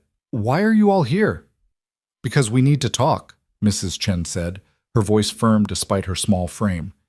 "And because you're about to make a very stupid decision out of misplaced nobility." Marcus opened the diner's back door. "Inside. All of us." They gathered in the diner's small office, the lunch rush starting beyond the closed door. Evan sat beside Lena while Marcus leaned against the desk, and Mrs. Chen took the only other chair. "Morrison came to see me this morning," Marcus started. "Threatened me with fines, possible charges for employing you without proper documentation. Said I could avoid all that trouble if I just fired you and told them where you were staying." Lena's eyes widened. "Marcus, I'm so sorry." "Let me finish. I told him to go to hell. Then I called Mrs. Chen and Evan, and we had a little conversation about what we're actually dealing with here." Marcus crossed his arms. "Your father is a bully. A rich, powerful bully, but a bully nonetheless. And the thing about bullies is that they rely on fear. They rely on their targets being too scared to fight back." "But he has unlimited resources," Lena protested. "He can bury us in legal fees, destroy your businesses, make your lives miserable for years." "Maybe," Mrs. Chen said, "or maybe he's counting on us believing that so we give up without trying. I've lived through worse than some rich man's threats. I came to this country with nothing, built a life through harder times than this. I'm not about to let Charles Hale intimidate me into abandoning a child who needs help." "I'm not a child. You're 17, you're scared, and you're trying to sacrifice yourself to protect us. That makes you a child in my book." Mrs. Chen's expression softened. "A brave child, but still a child. And children shouldn't have to protect adults. It should be the other way around." Evan spoke up. "We've been thinking about this wrong. We've been playing defense, reacting to your father's threats. But what if we went on offense instead?" "How? We don't have anything to fight with." "We have the truth. We have your story." Evan leaned forward. "Your father's entire strategy relies on controlling the narrative, making himself look like the concerned parent, and you like the troubled runaway. But what if we tell people what really happened? What if we make it public why you left, what kind of environment you were living in?" "He'll just deny it, say I'm lying, that I'm a rebellious teenager making up stories." "Unless we have corroboration," Marcus interjected. "Evan mentioned he found some patterns in your father's business dealings. Former employees with complaints, settlements, NDAs. What if some of those people were willing to talk? What if we could show a pattern of controlling, abusive behavior?" Lena shook her head. "Those people signed NDAs. They can't talk without risking lawsuits. Some NDAs are unenforceable, especially if they were signed under duress or to cover up illegal activity." Evan pulled out his phone. "My lawyer friend said if we could find someone willing to break their NDA and testify about a hostile work environment, it might establish a pattern that supports your claims about his home behavior." "That's a huge if, and even if someone was willing, my father would destroy them in court." "Not if we made it public enough that destroying them would damage his reputation more than the testimony itself." Marcus pulled up something on his own phone. "I did some digging too. There's a journalist at the regional paper who's done investigations into corporate abuse. I know her sister. She used to work here. I could make an introduction." "You're talking about going to the press," Lena said slowly, "about making this a public fight." "We're talking about not letting your father control the story anymore," Evan corrected. "About giving you a voice." But if we do this, if we make this public, there's no going back. My father will never forgive it. He'll fight even harder, spend whatever it takes to destroy all of us. Possibly, Mrs. Chen agreed, or possibly the public attention will force him to back down. Men like Charles Hale care deeply about their image. If enough people start questioning whether he's really the concerned father he claims to be, if his business relationships start suffering because of bad publicity, he might decide you're more trouble than you're worth. And if he doesn't, if he just gets angrier and more determined, then we fight, Evan said simply, together, all of us, because that's what people who care about each other do. Lena looked at these three people who'd somehow become her family, Marcus with his gruff kindness, Mrs. Chen with her fierce protectiveness, Evan with his steady strength. They were offering to put themselves in the line of fire for her, to risk everything they'd built because they believed she deserved better than what her father offered. "I can't ask you to do this," she said quietly. "You're not asking," Marcus pointed out. "We're volunteering, big difference." "Why? Why would you risk so much for me?" Mrs. Chen reached across and took Lena's hand. "Because I had a daughter once, back in China, before I came here. She got sick when she was young, and we couldn't afford the treatment. I watched her suffer because I was powerless, because I had no money and no connections and no way to help her." Her eyes were wet. "She didn't make it. And I swore that if I ever had the chance to help another young person, to use whatever small power I had to make things better, I would. So this isn't charity, Lena. This is me keeping a promise I made to my daughter's memory." The office was silent except for the muffled sounds of the lunch rush outside. Lena felt tears streaming down her face, overwhelmed by the weight of their care, the magnitude of what they were offering. "What do we do first?" she finally asked. Evan smiled. "First, you call your father and tell him you're not coming back. Then we talk to that journalist. Then we start building a case that even Charles Hale's lawyers can't dismiss. He's going to be furious. Let him be furious. Let him spend his energy on anger instead of strategy. It might make him sloppy." Evan squeezed her shoulder. "You ready to stop running and start fighting?" Lena thought about Ruby's tear-stained face that morning, about the life she'd built in this small town, about the first real family she'd known since her mother died. She thought about spending the rest of her teenage years, and possibly longer, trapped in her father's mansion, molded into the perfect daughter he demanded. "I'm ready," she said. The call to her father was brief and brutal. Lena put it on speaker so the others could hear, her hands shaking as she dialed. Charles answered on the first ring. "Lena, I trust you're calling with good news." "I'm not coming back." Silence. Then, "Excuse me?" "I'm not coming back. I'm staying here with people who actually care about me. You can threaten all you want, but I'm done letting you control my life." "We discussed this. I explained the consequences of your stubbornness. You explained your threats. But here's what you didn't consider. I'm not the scared, silent girl you're used to anymore. And the people here aren't going to fold just because you wave some money and lawyers around." Charles's voice turned ice cold. "You're making a tremendous mistake. I gave you a chance to handle this quietly, respectfully. Now I'll have no choice but to pursue more aggressive measures. Pursue whatever you want. But while you're doing that, I'll be telling my story. The real story, not the sanitized version you present to the world. About what it was like growing up with a father who cared more about control than connection, who treated his daughter like a possession instead of a person. No one will believe you. You're a child with no credibility against my reputation. Maybe. Or maybe when people hear from former employees about your management style, when they see a pattern of controlling behavior across your business and personal life, they'll start to wonder. Maybe your reputation isn't as solid as you think. You're bluffing. You have no evidence, no witnesses, nothing but the complaints of an ungrateful teenager. I guess we'll find out." Lena's voice was steadier now. "Goodbye, Father. I hope someday you'll understand that loving someone means letting them be free, not keeping them caged." She hung up before he could respond, her hands shaking so badly that Evan had to take the phone from her. "You did good," he said quietly. "You did really good." The next few hours were a blur. Marcus made the introduction to the journalist, a woman named Patricia Kim, who listened to Lena's story with sharp, focused attention. She asked hard questions, pushed for details, and made no promises except that she'd investigate. If even half of what you're telling me is true, this is a hell of a story, Patricia said, her recorder still running. But I'll need corroboration. Other voices, documentation, something beyond just your word against his. I understand. Give me 48 hours. I'll see what I can dig up. Patricia packed up her equipment. And Lena, be prepared for this to get ugly. Men like Charles Hale don't go down easy. After she left, Evan drove Lena home to pick up Ruby from day camp. The little girl ran to them when they arrived, and Lena caught her in a tight hug.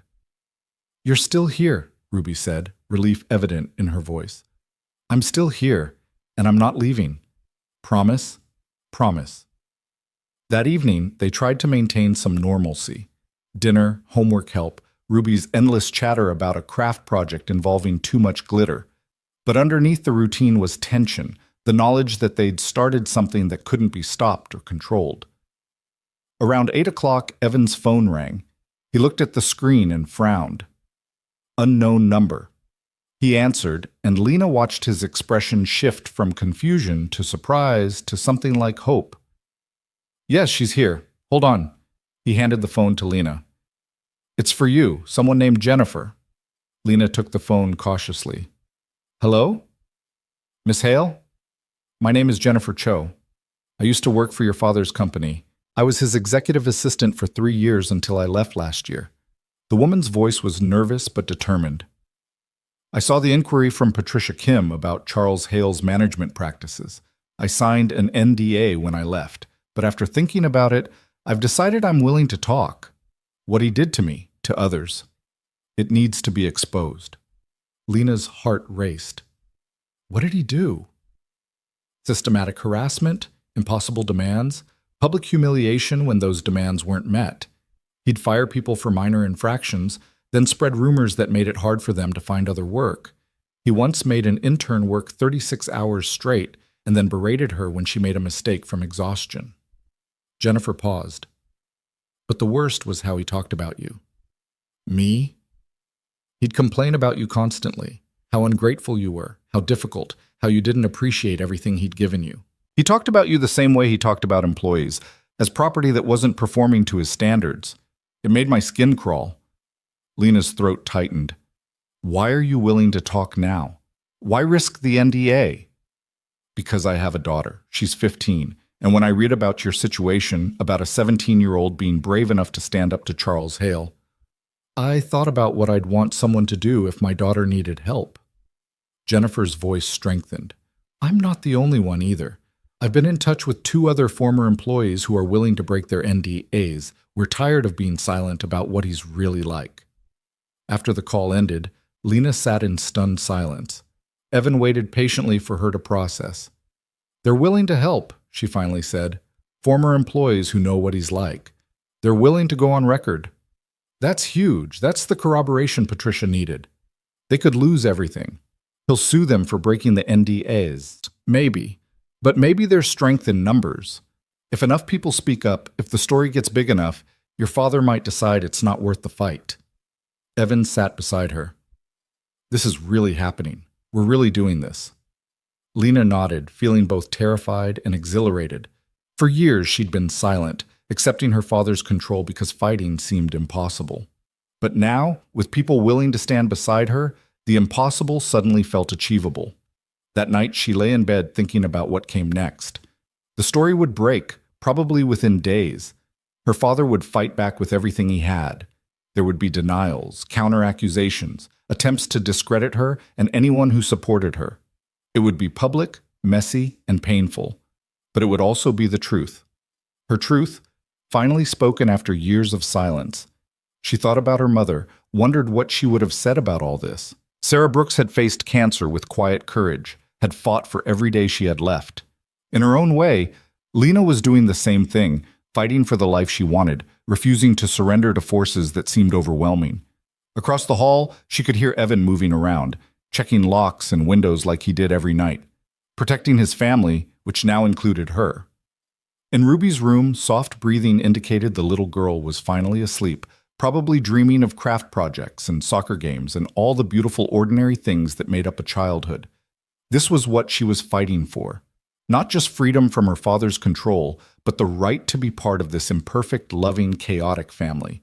The right to burn pancakes on Sunday mornings and help with homework and be someone's friend instead of someone's possession.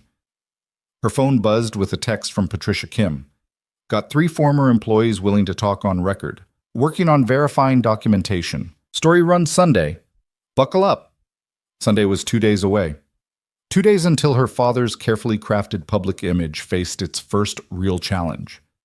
2 days until the fight became public and irrevocable. Lena texted back, "I'm ready." And for the first time since this whole nightmare started, she actually believed it. Saturday morning arrived with unseasonable rain, the kind that turned the world gray and made everything feel heavy. Lena stood at the kitchen window, watching water stream down the glass, and thought about how much had changed since that night she'd sat outside the laundromat in similar rain. Back then, she'd had nothing. Now she had everything to lose. "You're up early," Evan said, emerging from his bedroom in his usual ratty bathrobe. "Couldn't sleep?" "Story runs tomorrow. I keep thinking about what happens after." Evan poured 2 cups of coffee and handed her one. "Whatever happens, we deal with it. Together." The word "together" had become a lifeline over the past few days. Together, they'd met with Patricia Kim 3 more times, providing details and documentation. Together, they'd coordinated with the former employees willing to speak on record. Together, they'd prepared for the backlash they knew was coming. But knowing something was coming didn't make it easier to face. Ruby wandered out around 8, still in her pajamas, and immediately sensed the tension. "Is today the day?" she asked, climbing into Lena's lap despite being too big for it. "Tomorrow. The article comes out tomorrow." "And then Lena's mean dad will leave us alone?" "We hope so, baby," Evan said, "but it might take some time." Ruby was quiet for a moment, then, "I wrote something for Lena, for when things get hard." She scrambled down and ran to her room, returning with a folded piece of paper covered in her careful 9-year-old handwriting. Lena unfolded it to find a drawing of 3 stick figures holding hands, one tall with messy hair labeled Dad, one small with curly hair labeled Me, and one in the middle labeled Lena, our family. Below it, in Ruby's uneven printing, it said, "Family means nobody gets left behind. Love, Ruby." Lena's vision blurred with tears. "Ruby, this is beautiful. You can keep it for when you're scared or sad. So you remember you're not alone." Ruby hugged her fiercely. "Because you're not. You're never alone anymore." The rest of Saturday passed in anxious waiting. Evan tried to distract them with a movie marathon, but none of them could focus. Marcus called twice to check in. Mrs. Chen came by with enough homemade dumplings to feed an army, claiming she'd made too many, but everyone knew the truth. She was worried, and this was how she showed love. That evening, Patricia Kim called. "Final courtesy heads up before we go to print. The story's strong, Lena. Really strong. 3 former employees on record, documentation of settlement payments, a pattern of controlling behavior across both professional and personal relationships. Your father's lawyers are going to hate this." "Has he responded to your request for comment?" "Through his attorney, standard denial, claims you're a troubled teenager, says the former employees are disgruntled and motivated by money. Nothing we didn't expect."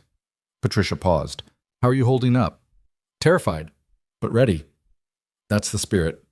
Story goes live on the website at 6 a.m. Print edition hits stands by 7. I'll send you the link when it's up. After hanging up, Lena found Evan on the small balcony, staring out at the rain-soaked parking lot.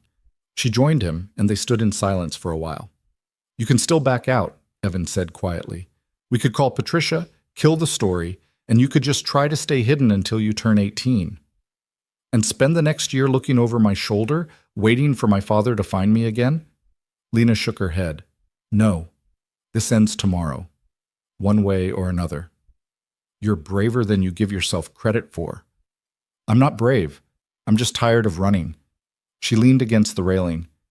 "And I'm tired of being silent while he controls the narrative.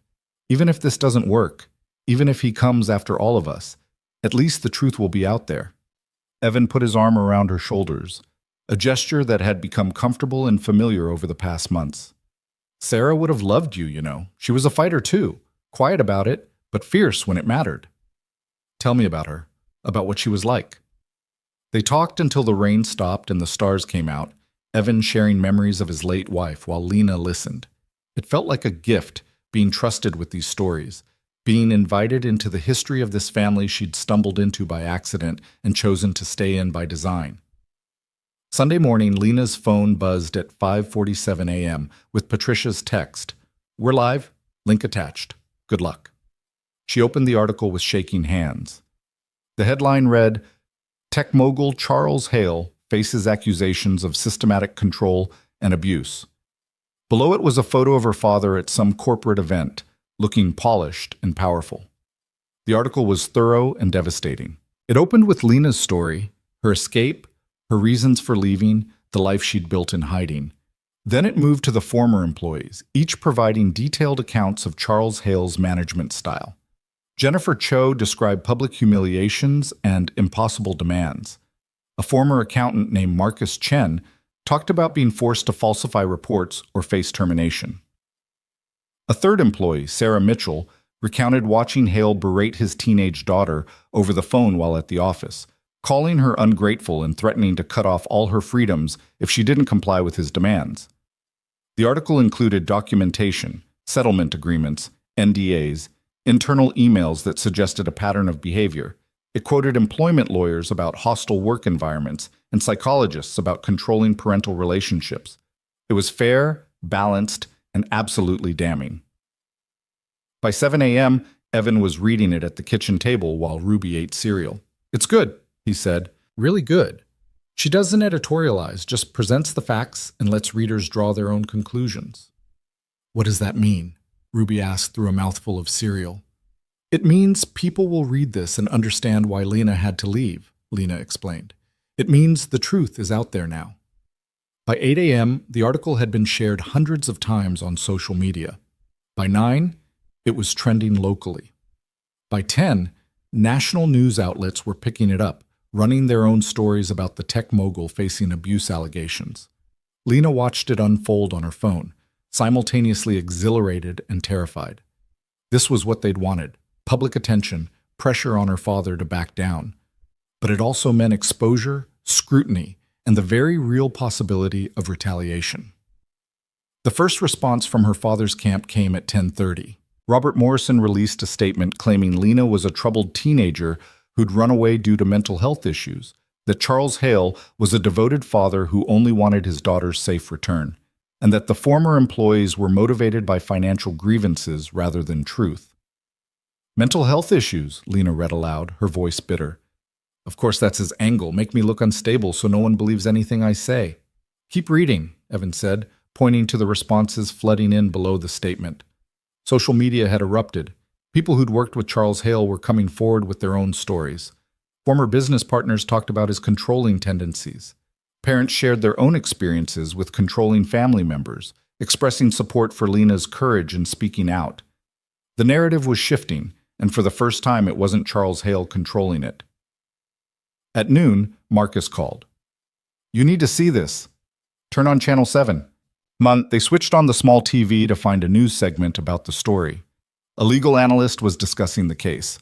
What's particularly significant here is the pattern of behavior across multiple contexts: workplace, family, business relationships.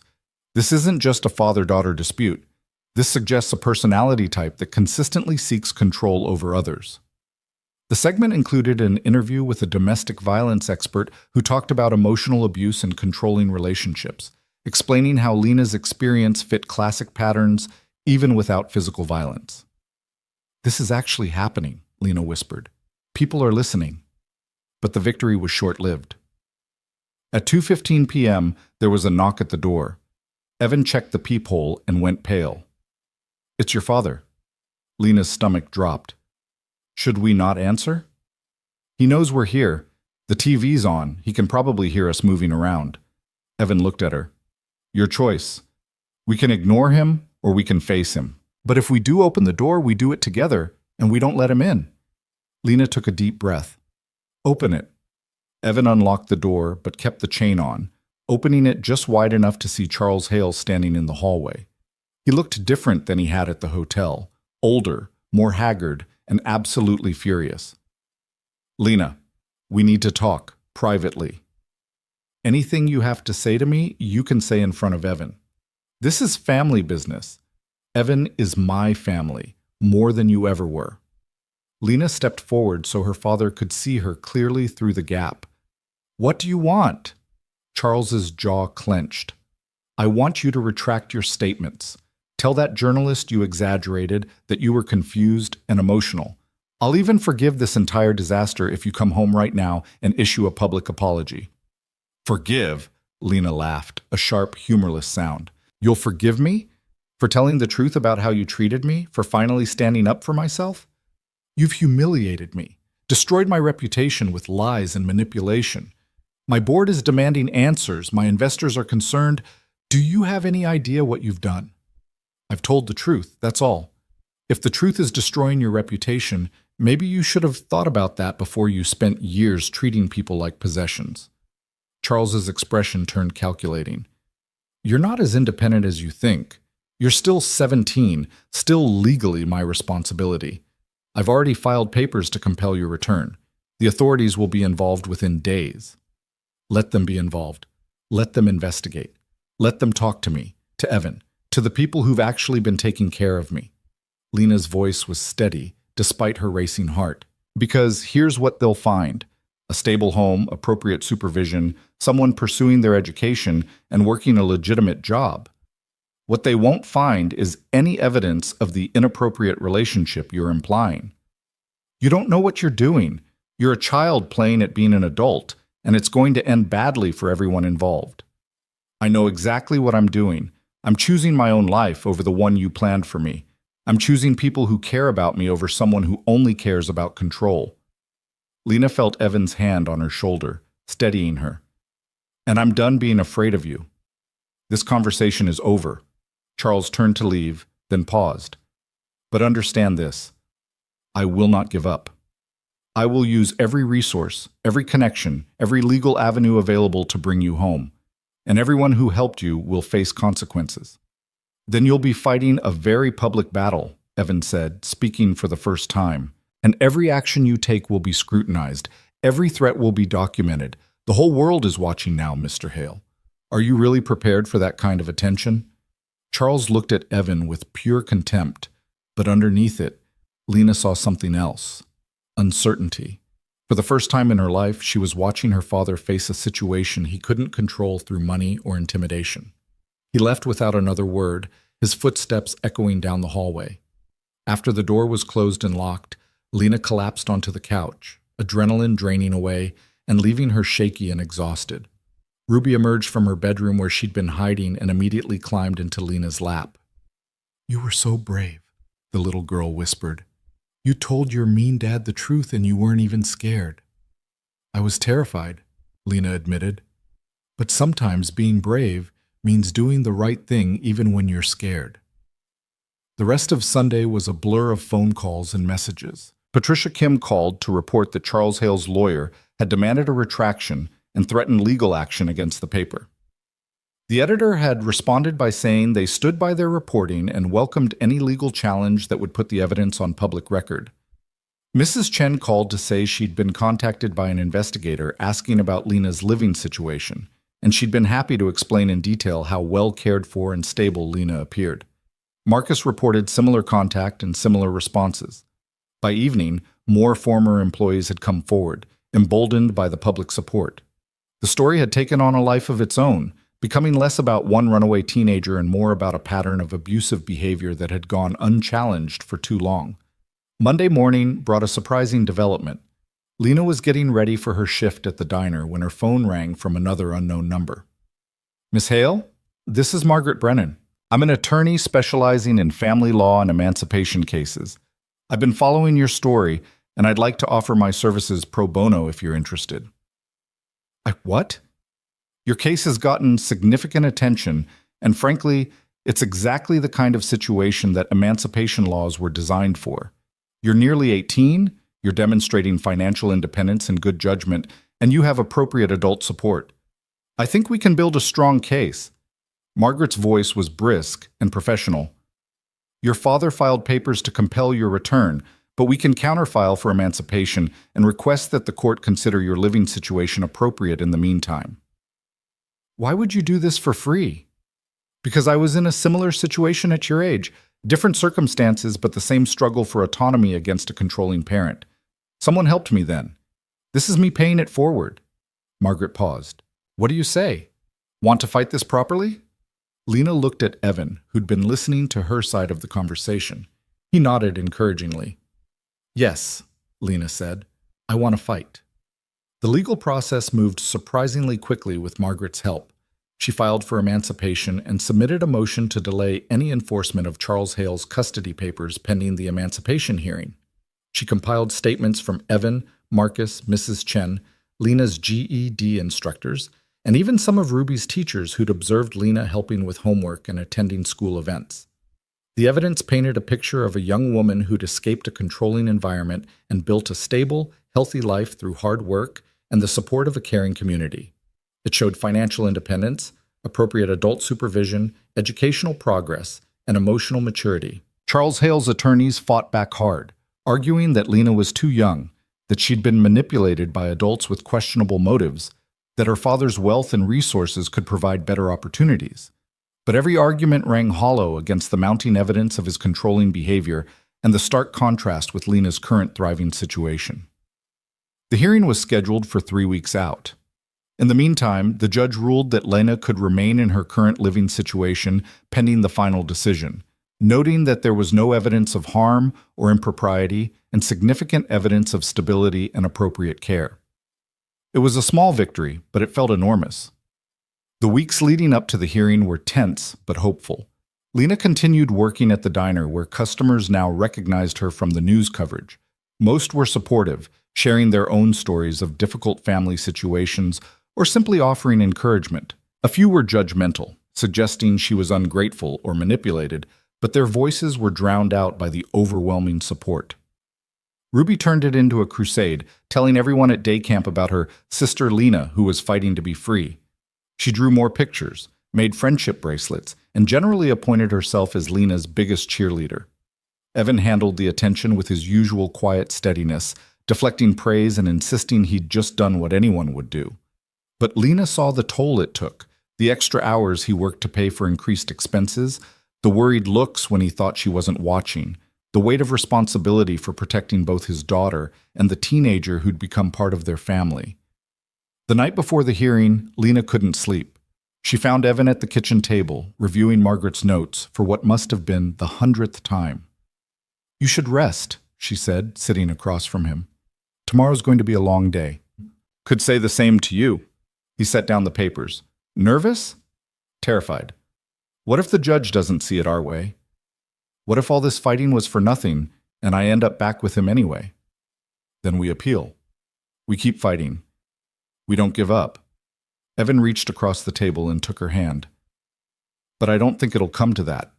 Margaret's built a solid case, and the judge has already shown she's willing to consider your perspective. How do you stay so calm?" "I'm not calm. I'm terrified too. But I'm also sure we're doing the right thing, and that makes it easier." He squeezed her hand. "Whatever happens tomorrow, you've already won something important. You found your voice.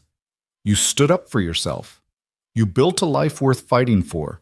No judge's ruling can take that away." The courthouse was surprisingly crowded the next morning. Patricia Kim was there to cover the hearing along with several other journalists. Mrs. Chen sat in the front row with Marcus beside her. Ruby had wanted to come, but Evan had convinced her that school was more important, promising to tell her everything afterward. Charles Hale arrived with a team of expensive lawyers, looking every inch the powerful businessman. He didn't look at Lena as he took his seat on the opposite side of the courtroom. Judge Patricia Martinez was a woman in her 50s with sharp eyes and a no-nonsense demeanor. She reviewed the case file carefully before looking up. "This is a petition for emancipation filed by Lena Hale, age 17, opposed by her father Charles Hale. I've reviewed both parties' submissions. Miss Hale, you're represented by Margaret Brennan. Mr. Hale, you're represented by the firm of Morrison and Associates. Does either party have any preliminary matters before we begin?" Charles Hale's lead attorney stood. Your Honor, we'd like to request that this hearing be closed to the media. This is a private family matter. Denied, Judge Martinez said crisply. Emancipation hearings are public proceedings unless there's evidence that publicity would harm the minor. Given that Miss Hale's situation has already been extensively covered in the media with her apparent consent, I see no reason to close the hearing now. Anything else? The attorney sat down, looking displeased. The hearing proceeded methodically. Margaret presented Lena's case first: her employment history, her living situation, her educational progress. She called Evan to testify about the household arrangement, his supervision, and Lena's contributions to the home. Mr. Brooks, can you describe Miss Hale's typical day? She works morning shifts at Marcus's place, usually 6 to 2. After work, she studies for her GED. She's testing next month, and her practice scores are excellent. Evenings, she helps my daughter Ruby with homework, contributes to dinner preparation, and maintains her own space. She pays a portion of rent from her earnings and helps with household expenses. Does she demonstrate mature decision-making? Absolutely. She's responsible, thoughtful, and considerate of others. She's become an integral part of our family dynamic and has shown nothing but good judgment since moving in. Charles Hale's attorney cross-examined aggressively, trying to suggest inappropriate motivations or inadequate supervision. But Evan remained calm, answering each question with straightforward honesty. Marcus and Mrs. Chen testified similarly, both emphasizing Lena's maturity, work ethic, and the healthy support system she'd built. Then it was time for Lena to testify. She walked to the witness stand on shaking legs, very aware of her father's eyes on her. Margaret led her through her story gently. Her life before leaving, what had driven her to run, what she'd built since then. Lena spoke honestly about the control, the isolation, the feeling of being suffocated by her father's expectations and demands. Miss Hale, what do you hope to gain from emancipation? The legal right to make my own decisions, to continue living with people who respect my autonomy while still providing support and guidance, to finish my education and build a life based on my own values and goals, not someone else's vision of what I should be. And if the court doesn't grant emancipation? Lena took a breath. Then I'll turn 18 in 8 months and move out legally then. But those 8 months living under my father's control, going back to that environment, I don't think I could survive that. Not mentally, not emotionally. I'd rather fight for my freedom now than lose myself again. Charles Hale's attorney was less gentle in cross-examination. He painted Lena as ungrateful, impulsive, and manipulated by adults who'd taken advantage of a vulnerable teenager. Miss Hale, isn't it true that you left home with no plan, no resources, and ended up homeless? I left home to escape a controlling environment. Yes, I was initially homeless, which is terrifying and something no one should have to experience. But I found work, I found shelter, and I built something stable. With the help of a man twice your age who took you into his home, doesn't that strike you as inappropriate? What strikes me as inappropriate is a father who'd rather see his daughter homeless than free to make her own choices. Evan Brooks offered shelter to someone in need with appropriate boundaries and supervision. There's nothing inappropriate about kindness. The attorney's expression soured, and Lena realized she'd scored a point. Finally, it was Charles Hale's turn to testify. He presented himself as the concerned father, worried about his daughter's safety and well-being, frustrated by her refusal to accept his help. Mr. Hale, Miss Hale has testified that you were controlling and restrictive. How do you respond to that? I was being a parent. I set boundaries, enforced rules, tried to keep her safe, and on track for a successful future. If that's controlling, then I'm guilty as charged. But it was done out of love and concern. Margaret stood for cross-examination, and Lena saw her father's confidence falter slightly.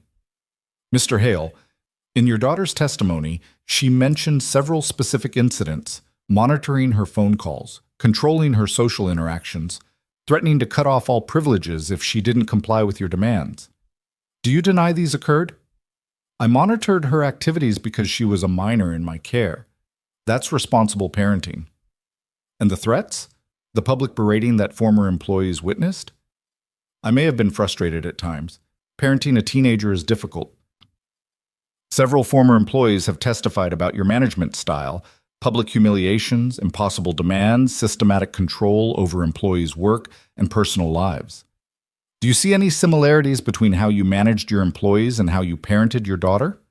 Charles's jaw tightened. That's an unfair comparison. Is it? Because the pattern seems remarkably consistent. Control, intimidation, punishment for noncompliance. Whether it's an employee or a daughter, the behavior is the same. I'm a demanding person. I expect excellence. That's not a crime. No, but it does suggest a personality type that prioritizes control over connection.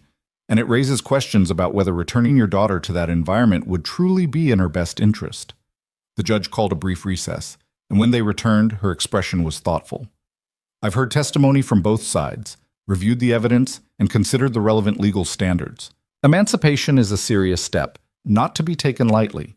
The court must balance a minor's desire for independence against their actual ability to function as an adult and against the rights of parents to guide their children.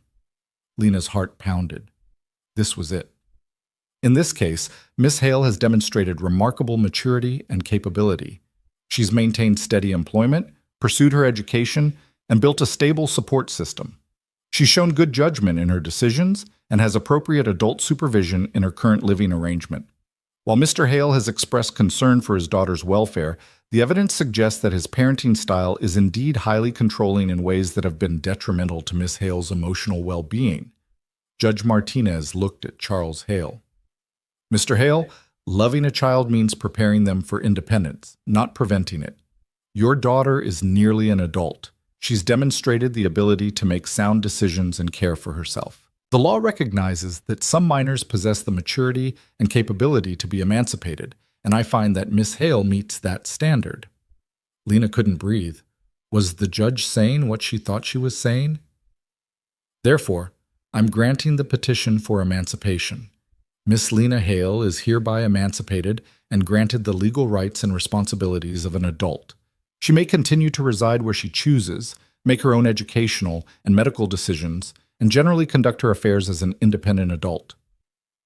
The courtroom erupted. Mrs. Chen was crying. Marcus was grinning. Margaret was shaking Lena's hand with professional satisfaction. Across the aisle, Charles Hale sat frozen, his expensive lawyers already gathering papers and murmuring about appeals. But Lena barely noticed. She was free. Legally, officially, irrevocably free. Outside the courthouse, Evan was waiting with Ruby, who'd convinced Mrs. Chen to pick her up from school early. The little girl launched herself at Lena with a squeal. "You won! You actually won!" "We won," Lena corrected, hugging her tight. "All of us together." That evening, Marcus closed the diner early for a celebration. He'd made Lena's favorite meal, invited everyone who'd helped along the way, and generally created the kind of joyful chaos that made the small space feel like home. Patricia Kim stopped by with a copy of the article she was writing about the hearing's outcome. "Happy ending stories are rare in journalism," she said.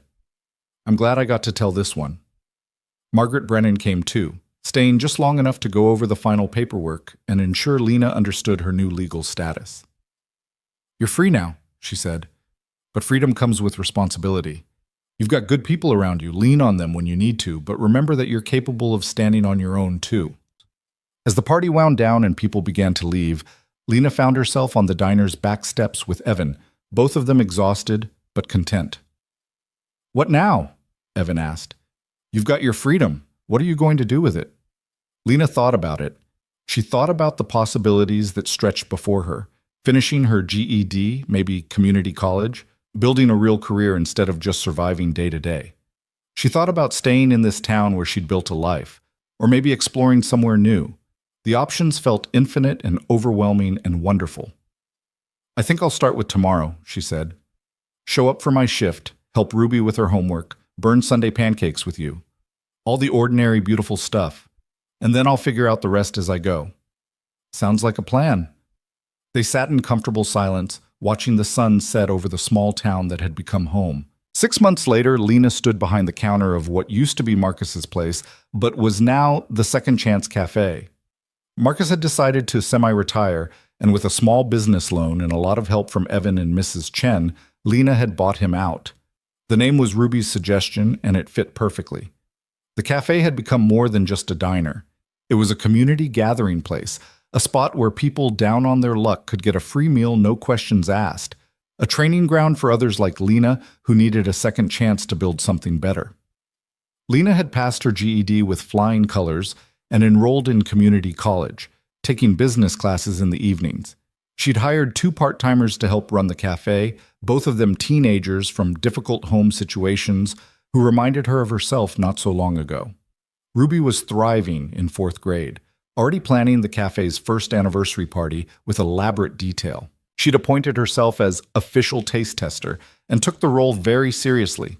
Evan had been promoted to supervisor at the warehouse, which came with better hours and better pay. He'd started dating again. Nothing serious yet, but Lena had caught him texting someone with a small smile on his face, and she'd quietly encouraged him. He deserved happiness too. Mrs. Chen had become the cafe's unofficial grandmother, showing up most mornings with pastries and staying to chat with regulars. She'd started teaching Lena some of her recipes, passing down knowledge the way families do. Charles Hale had appealed the emancipation ruling and lost. He'd tried a few more legal maneuvers, but eventually his lawyers convinced him to let it go. The last Lena had heard, he was focused on rebuilding his business reputation, which had taken significant hits after the publicity around the case. A few more former employees had filed lawsuits, and his company was under investigation for workplace violations. Lena didn't take pleasure in his struggles, but she didn't feel guilty either. He'd made his choices. Now he was living with the consequences.